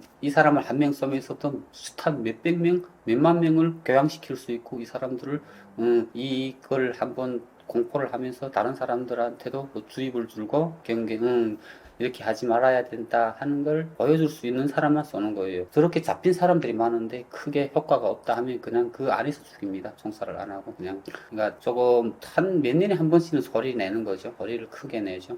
그러다 보니까 저희 고향에는 그런 현상이 많아요. 뭐 만세 사건이라고도 있고 하는데, 그게 1차, 2차로 총살을 했는데 1차 사람들은 다 총살했고 2차에 그 사람들이 사형당하려 나가는 장 속에서 그때 당시 김정은이가 그러니까 그분들을 총살 당하려 나갔는데, 이번에 잡혀서 이렇게 된 사람들을 다 용서해줘라, 현직에 그대로 가게 해라 해가지고 그런 사건이 있어가지고, 그 사람들을 우리를 말하는 그때 당시 뭐 보천보존도 기념탑이 있으면 거기 가서 인사다 하고, 이 사람들이 왜 만세 사건이라니까 다 총살을 당하는 날 나갔는데 그때 당시 김정은이 방침을 해서 다 본직에 다 보내라 해가지고 이 사람들이 자연스럽게 서서 만세 하고 소리친 거예요. 그래 만세 사건이라고 했는데, 우선 다 죽었구나 하고 나가는 살았는데, 그때랑 산 사람들이 그 몇 명 되거든요. 뭐 우리 해산 같은 경우는 도무역국장도 살았었고, 뭐 해산시 보안서장, 해산분주소장, 뭐 이렇게 몇 명이 있었어요. 그런데 그 사건에도 에피소드가 한 사람이 있는데, 한 사람은 보안원이었어요. 근데 이 사람은 왜 잡혔냐? 북한에도 어떤 분들은 매춘이 없다고 못해요. 매춘이 있어요, 북한에도. 네, 북한에도 있다 보니까 이 사람이 이전에 내가 그 그룹바라고 있었다 했잖아요. 백공고 그룹바에 다니다 보니까 다른 집들 다니면서 한국 CDR 보면 작게 단속해서 그걸 가지고 바쳐야 되는데 바치지 않고 그걸 자기가 계속 본 거예요. 근데 그 CDR 자체가 말하자면 19금 CDR인 거예요. 그러니까 우리 그냥 섹스 쪽이라 말하죠. 그런 CDR을 했는데, 이 사람이 그 CDR을 보다가 북한에도 이렇게 조금 그렇게 하시는 여성분들이 있다 보니까 거기 가서 그분들하고 같이 CDR을 보면서 놀한 거예요. 그런데 이거는 성매매처럼 되다 보니까 금액을 얼마를 정해놓고 줘야 되는데 한두 번은 줬어요. 그런데 그러다가 한 한번 또 그걸 보면서 막 했는데 돈을 못 주다 보니까 야 돈을 달라. 이 사람들은 보안원이고 뭐고 상관없잖아요. 그냥 영업처럼 나왔는데 내가 돈이 없으니까 내가 그 신분증이 있어요. 보안원 신분증을 맡긴 거죠. 신분증 맡기고 내가 다음에 왔을 때 돈을 주겠으니까 신분증 사줄게 하고 간 거예요. 그런데 한 몇 달 동안 돈을 안 주고 막 끌다 나니까 이 아내가 그때 당시 회사 안에 검열이 들어오니까 그 신분증을 가지고 가서 바친 거예요. 아, 내가 이 사람하고 돈을 받기로 이렇게 했는데 이 사람이 돈 안 주고 신분증만 맡기는데 돈을 안 줍니다. 이러다 보니까 그 사람이 다 걸려들은 거예요. 그래 걸려들어가지고 그걸 잡혀가지고 보이부에서 그때 당시 다 그 했었거든요. 그런데 그 도보안 서장이죠. 이 사람이 그 쪽팔린 일이잖아요. 자기가 지금 대원이 그거 지금 병사가 그러니까 대원이라기도 할까? 자기네 그 같이 일하는 사람이 지금 그렇게 완전 쪽팔리는 일이 있으니까 도보위부장한테 가서 말한 거예요. 아, 조금 도와주십시오. 1차에 나갈 것인가 2차에 나갈 것인가 했을 때 그러면 원래 이 사람이 1차 대상이었었는데 그럼 좋다. 그 2차에 넘겨주자 해가지고 2차에 넘었는데 1차 사람들은 다 총살 당한 거예요. 그래 2차에서 총살 당하려고 갔는데 그때 당시 김정은이 배로를 해가지고 다 현직에 그대로 가세요 해가지고 나온 분이 있는데 그분이 그거 나와서도 그냥 보완을 했어요. 그래가지고 참 야 어떻게 아직도 보완을 하지? 하면 우리끼리 막 이야기하는 거죠. 좀 쪽팔리지 않나? 그러던 생각도 나고요. 그러다 보니까 참 무서운 나라죠. 뭐 우리 남한은 내가 어떻게 하든 잘 먹고 잘 살면 잘 되는 거잖아요. 근데 북한은 잘 먹고 잘 사는 게 두렵습니다. 무섭습니다. 남한에 오는 사람들이 많아요. 이게 우리 여기서 부모들이 돈 보내주고 돈을 쓰다가 온 사람도 있고 지금 현재 그냥 있는 분들도 있는데 오신 분들이 이야기하는 게 그거 있어요. 부모님들이 주는 돈을 주어서 좋긴 한데 이 돈 쓰기가 엄청 무서운 거예요. 막 함부로 못 써요. 잘못 썼다가는 보이면서 와서 막 언니가 돈을 어디서 났냐 어떻게 썼냐 이 돈을 어디서 나서 썼으면 이걸 캐니까 돈을 부모들이 보내줘도 그 돈을 쓰지 못하고 온 사람들이 많아요. 그분들이 하는 이야기죠. 북한에서는 돈이 많아도 함부로 못 씁니다. 아, 참, 이번 그 방송을 들으면서, 아직도 바뀐 게 없구나. 아마 솔직히 가면서 더 할 겁니다. 돈이 좀, 북한도 딱 불법에서 버는 건 없어요. 불법이 아니고도 벌 수 있는 확률이 많거든요. 북한도 거기 많잖아요. 자원이 많아가지고, 가을철에는 산 쪽에 가서 잣 따서 많이 벌 수도 있고, 무슨 어미자 딸 수도 있고, 또 강산 같은 데 가면 또 이렇게 금도 캐가지고, 할 수도 있고, 사금도 캐서 또 돈 벌 수도 있고, 여러 가지 벌 수 있는 확률이 있긴 하거든요. 근데 거기 번다고 해서 그렇게 엄청나게 몇만 원씩까 말하자면, 많은 돈을 벌 수 있는 건 없어요. 왜냐하면 돈을 낳는다고 돈을 투자해서 그 돈을 굴려서 이렇게 장사하는 사람들이 많죠. 그러니까 북한도 가만 보면 그냥 돈 있는 사람들이 그냥 돈을 벌고 없는 사람들은 그냥 자기 그냥 끼니 그 한 끼만 이룰 수 있는 떼대끼 이룰 수 있는 그런 돈밖에 못 벌죠. 돈 많은 놈이 돈을 많이 벌 수 있는 지금 형태는 그런 구조다. 네, 그렇게 보시면 됩니다. 참 그리고 북한은 보위부 안전부 쪽에 붙어서 일하는 사람들이 많아요. 권력 쪽에 많이 붙는 거죠. 근데 권력 쪽에 붙었다가 그 사람들한테 그냥 그 총알에 맞아 죽는 사람이 많아요. 많이 돈을 벌 때는 막 우짜우짜 했다가 그냥 뭔가 조금 시틀린다 하면 그냥 모른 체 하고 그냥 잡아넣는 거죠. 그 사람들 자체가 잡아넣어요. 막 같이 다니고 막 형제처럼 죽을 듯이 니 죽을 때 내가 같이 죽어줄게 이런 식으로 다니다가 그냥 자기가 조금 좀 걸린다 하면 그냥 바로 잡아넣어요. 좀 무섭다고 봐야죠. 네. 북한 주민들 사이에서는 김주애가 후계자가 되는 것을 어떻게 생각하고 있나요? 그러니까요, 저는 조금 이상하게 생각했죠. 그러니까, 김수혜가 된다고 하면 여자가 후계자를 되는 건데, 여자가 후계자 될 것 같지는 않고요. 그런 것 같지는 않고, 지금 먼저 일단은 이미지, 그렇게 자식을 사랑하고 있고, 이런 걸 먼저 보여주는 게 아닌가, 네, 일단은 그렇게 생각되고요. 그리고, 김정은도 자식이 아들이 있지 않을까요? 아들이 있을 것 같고요. 그리고 김주애가 이제 그 아들이 좀 어렸을 수도 있어요. 어리다 보니까 김주애를 먼저 내세워가지고 그 아들이 어느 정도 나이가 찼을 때 이렇게 출연시킨다든지 그런 거 있는데 확실하진 않아요. 저 나라도 막 이게 패턴이 막 이렇게 바뀌니까 사람 마음은 김정은이밖에 모르잖아요. 네, 좀 그래가지고 확실한 건 없는데 우리가 일반적으로 알고 있었던 거는 다 남자, 다 그 대를 이어가지고 이렇게 하게 됐는데 김수혜가 같은 자식이긴 한데 딸이다 보니까 아직도 북한은 그게 있잖아요. 조금 봉건적이라든가 그런 게 남자들이 기본이고 이렇게 여성들이 한쪽 수리바퀴를 같이 이고 나간다 하긴 하지만 아직 그게 좀 사람들이 보면 조금 의아해 할 수 있지 않을까, 네, 그런 생각이 듭니다. 아직은 여성 지도자에 대한 반감이 있을 수밖에 없는 건가요? 그렇죠. 네, 그거는 아직도 뭐 여성들도 같은 당당하게 무슨 인권을 가지고 나라의 한쪽 수리바퀴를 이고 같이 동력해가지고 같이 뭐 한다 하긴 하지만 아직도 여성들은 네, 조금 봉건적인 게 아직도 그 나라가 좀 남아있다 보니까 조금 그렇게 선호할 것 같진 않아요. 저는 뭐 이전에 김일성이 때까지만 신처럼 여겼었고 김정일이 죽고 뭐 이렇게 조금 하다 보니까 그렇게 신이라는 게 아니고 아 저 신도 죽는구나. 그게 저는 사람들이 다 저는 인식이 바뀌었고요.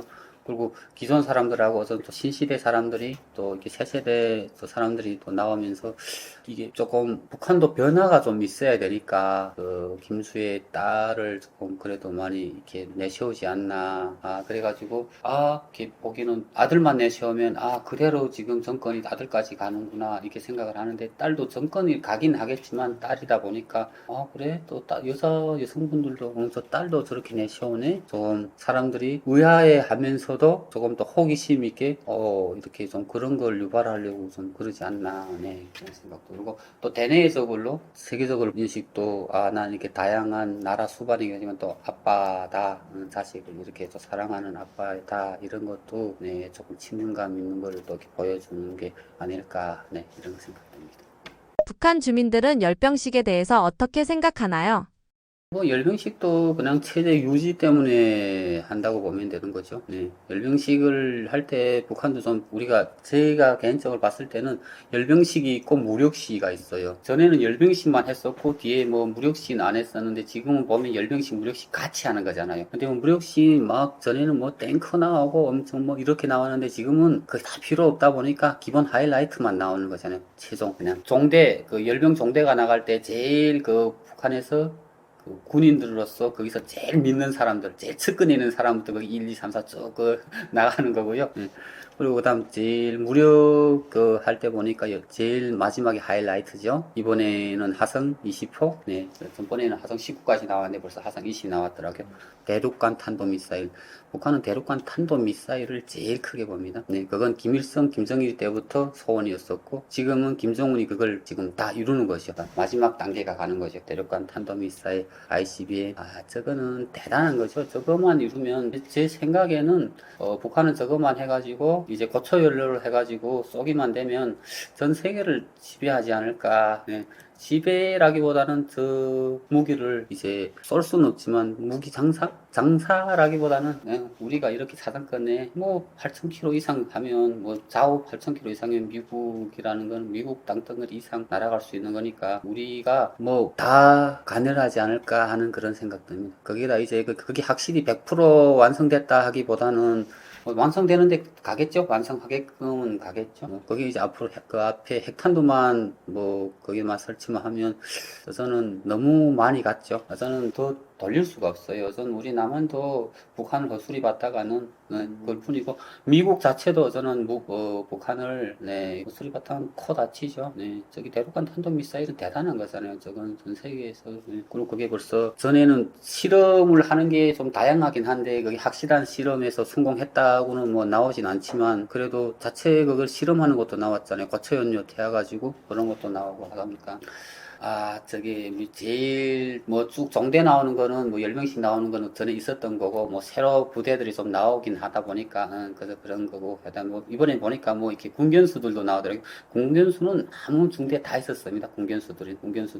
군견수들도 다 있었고, 다양하게, 그다음, 자폭드론은 이번에 러시아 전쟁 했잖아요. 우크라이나 전쟁 하면서 자폭드론이라는 걸 확실히 보면서 많은 걸 느꼈었고, 이거 북한은 원래 드론 자체가 엄청 발전됐어요. 네. 그러니까 그게 너무 엄청 발전했고, 그게 이제 자폭 드론까지 만들면 대단한 걸 거예요. 현실적으로 전쟁에 참가해서 그걸 경험해 봤으니까, 그리고 미사일하고 저 대륙간 탄도미사일 차이가 있긴 한데, 일단은 김정은이 최고로 지금 좀 자기가 자부심을 가지고 성공을 했다. 그 선대에서 아버지, 할아버지 대가 못한 걸 자기가 지금 이루는 거잖아요. 그래가지고 이번에 그거 20을 보면서, 또 사람들이, 우리 장군님, 우리 지금 그 국방위원장 선생님께서 고생하시면서 저렇게까지 지금 전 세계에서 놀랄만한 저 대륙간 탄도미사일을 만드셨다. 다른 사람들이 만들긴 했지만 김정은이 용도에 따라서 만든 거라고 생각하기 때문에 그분들이 그걸 보면서 선전도 많이 할 겁니다. 우리가 이렇게 대륙간 탄도미사일에서 우리 전 세계를 다 띄울 수 있다. 미국도 우리를 함부로 못할 것이다. 이걸 사람들한테 주입을 주면서 그 사람들이 핵심으로 해가지고 다시 또 단합되고 흩어지지 못하게끔 체제 유지를 하는데 기본 핵심을 주면서 wel병식을 했다. 그렇게 봐도 될 것 같습니다. 열병식에 나온 장비 중에서 선전용에 가깝다고 느끼신 무기체계는 어떤 것들이 있나요? 진짜 하이라이트도 선전용이지. 대륙간 20도 선전용이라고 봐야 돼요. 그게 확실하게 100% 됐다는 건 없잖아요. 100% 됐다는 걸 볼 수도 없고, 이러이러한 걸 지금 우리가 초고속 미사일을 지금 대륙간 탄도미사일을 만들었다 이렇게 하긴 하지만 그걸 지금 그게 100% 완성됐다고는 말 못합니다. 그것도 선전용이나 같다고 보죠.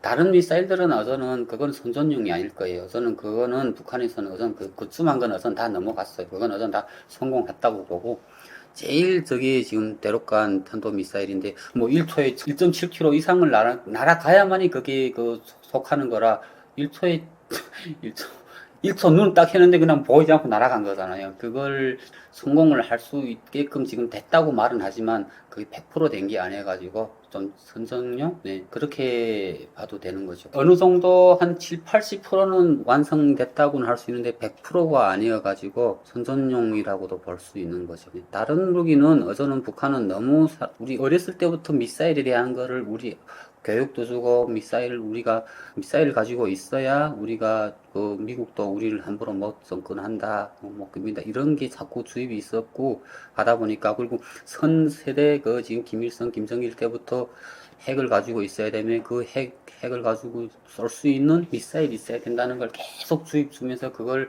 양성시키고 이렇게 하다 보니까 사람들은 어느 정도는 알고 있어요. 아, 우리 북한이 힘들긴 하고 우리가 허리띠를 조이는 게 저걸 만들려고 우리가 지금 굶주리고 힘들고 이렇게 조이는구나. 우리가 저기 무기를 가지고 있어야 그런 남한테 침략을 안 당한다. 이런 거를 조금 생각을 하고 있다 보니까 평민들은 힘들어도 저런 걸 만들어내면 그래, 우리가 허리띠 조이는 게 저런 무기를 만들어내려고 우리가 지금 힘든 거지. 이 고비를 넘기면 우리도 잘 사는 날이 오고 우리도 저쪽에 지금 그 미사일을 하나 쏘는 게 많은 양이 들어가고 많은 그게 지금 그 경제가 들어가는 건 다 알고 있거든요. 그래도 우리가 그걸 안 하면 지난날처럼 우리가 정복당하고 먹히면 노예가 된다. 이걸 계속 주입 주기 때문에 이분들이 힘들어도 우리가 경제 노선을 해가지고 한쪽은 경제, 한쪽은 국방 가지고 나가야 된다. 그걸 그냥 때부터 세뇌를 받으면서 지금 가는 거라.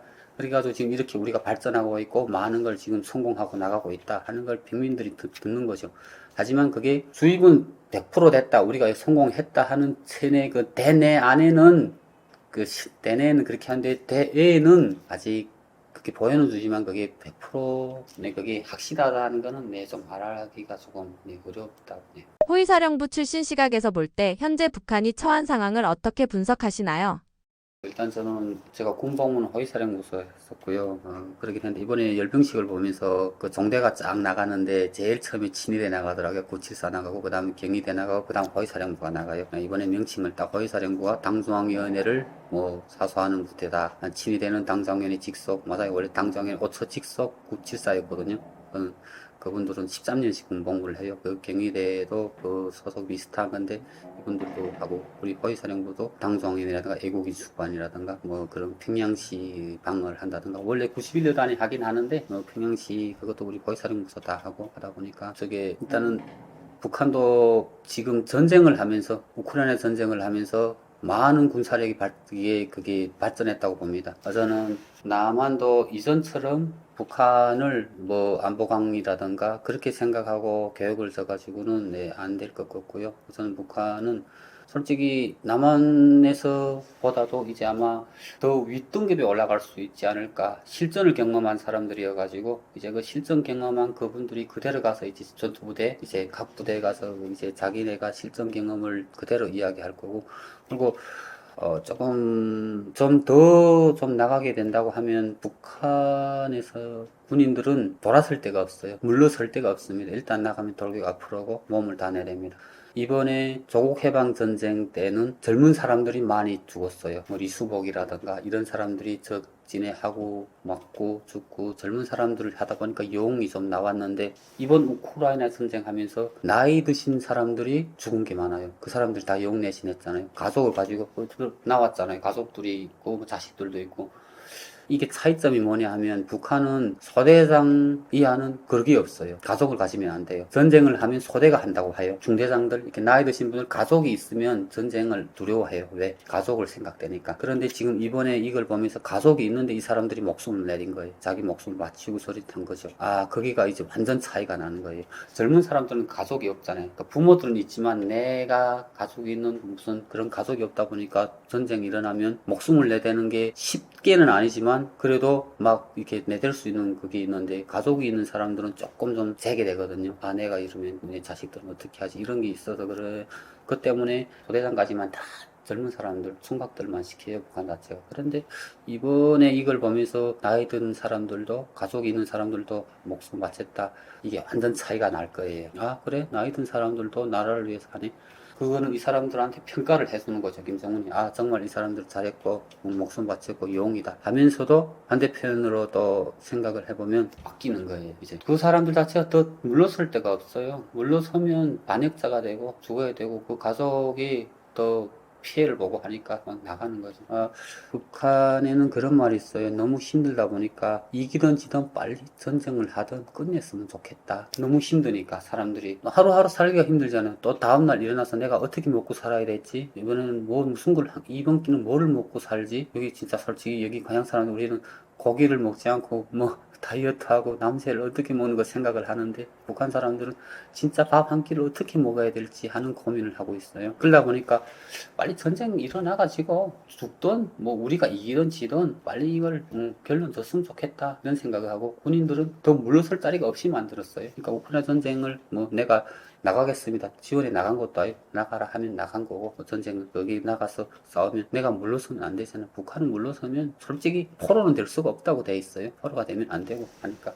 그 규정 내 안에 포로는 될 수 있지만, 이런 게 있지만 그건 우리한테 배워주지 않거든요. 북한도 그냥 포로는 될 수 없다는 제일 큰 틀이 있고, 그 밑에 뭐 이렇게 포로 됐어도 있는데 그건 우리한테 절대로 안 알려서요. 물러설 수 없게끔 만들어서요. 전쟁이 일어나면 글쎄 남한 군인들도 물러서지 않고, 우리 지금 제가 어떤 남한 사람이니까 우리 그 병사들도 물러서지 않고 싸울 수는 있지만 조금 차이점이 그게 있죠.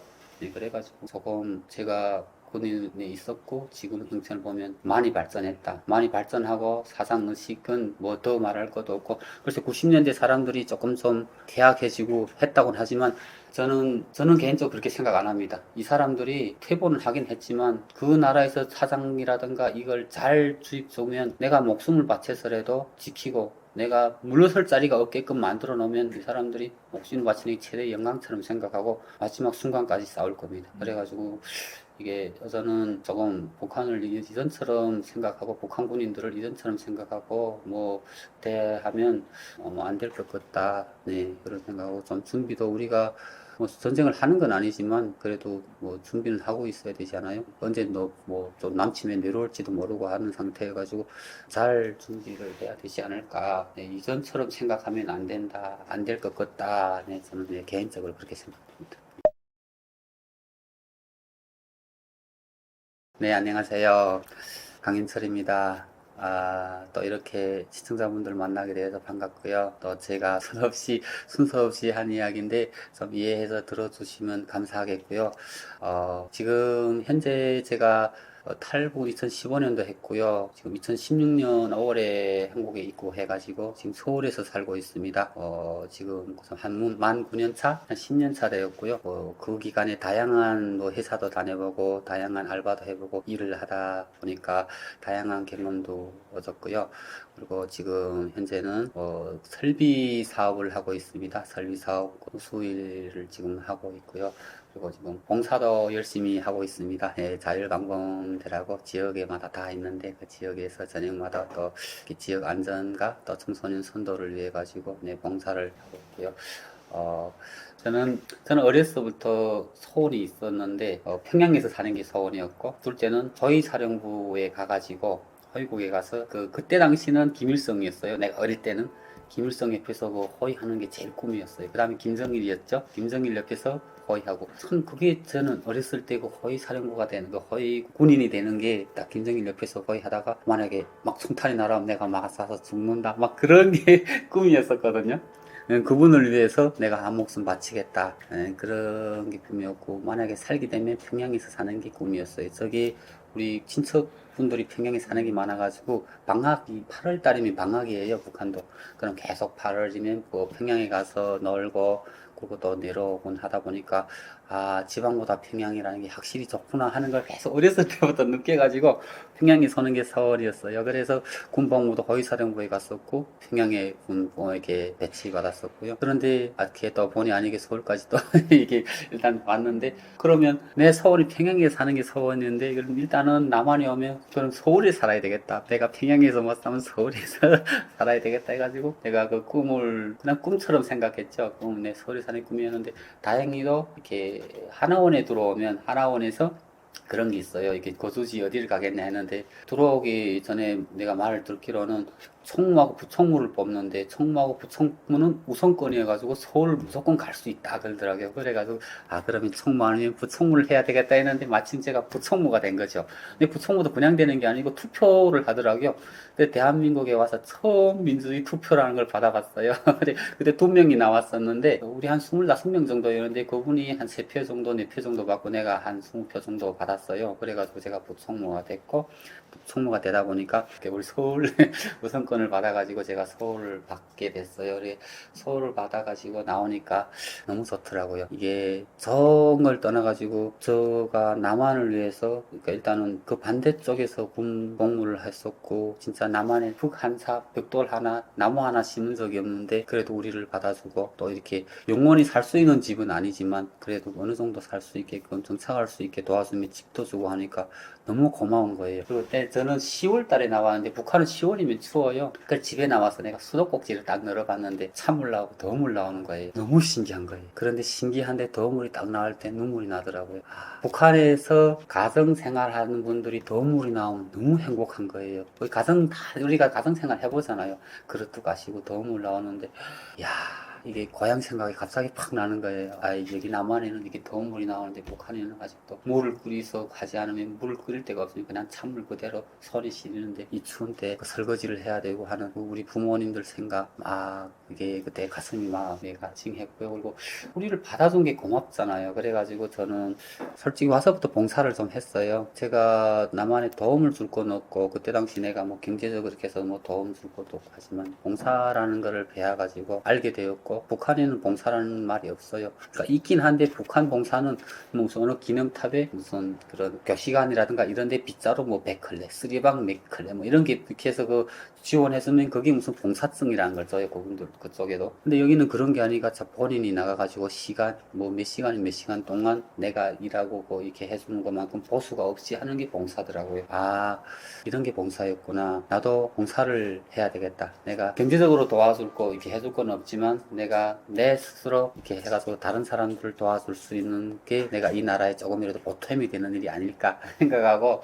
제가 지금까지 꾸준히 쭉 하는 봉사가 몇 개 있었어요. 지금도 뭐 그냥 봉사하고 또 방범이라고 자율방범이라고 거기에서부터 봉사를 시작했고 다양하게 단체에서도 봉사를 하고 뭐 이렇게 여러 가지 봉사를 하다 보니까 여러 봉사가 또 눈에 보이더라고요. 네, 봉사를 하면서 거기에서 또 제가 또 꾸준히 쭉 지금 9년 10년 하게 된 동기는 그분들도 거기에 봉사를 하다 보니까 남한 분들도 많았어요. 그분들이 1, 2년을 지켜보고 한 몇 년 지켜보면서 아 우리 남한 사람들도 남한에 태어난 분들도 봉사하기가 어려운데 그래도 북에서 내려와서 이렇게 봉사를 열심히 하는 걸 보니까 아 다시 생각된다. 저도 북한 사람들을 좀 색안경 끼고 보게 되었었는데 이렇게 열심히 하는 사람들 보니까 통일이 돼도 괜찮겠다 하는 생각이 든다 하면 그런 이야기 하는 거예요. 그러면 아, 너를 보면서 다른, 조금 생각이 바뀌었다. 이렇게 이야기할 때 더 이렇게 좀 그런 게 생기고, 아, 내가 더 열심히 하면 내가 하다 보면 내 주변 사람들이, 남한 분들이, 알고 있는 분들이 인식이 좀 바뀌어가지고,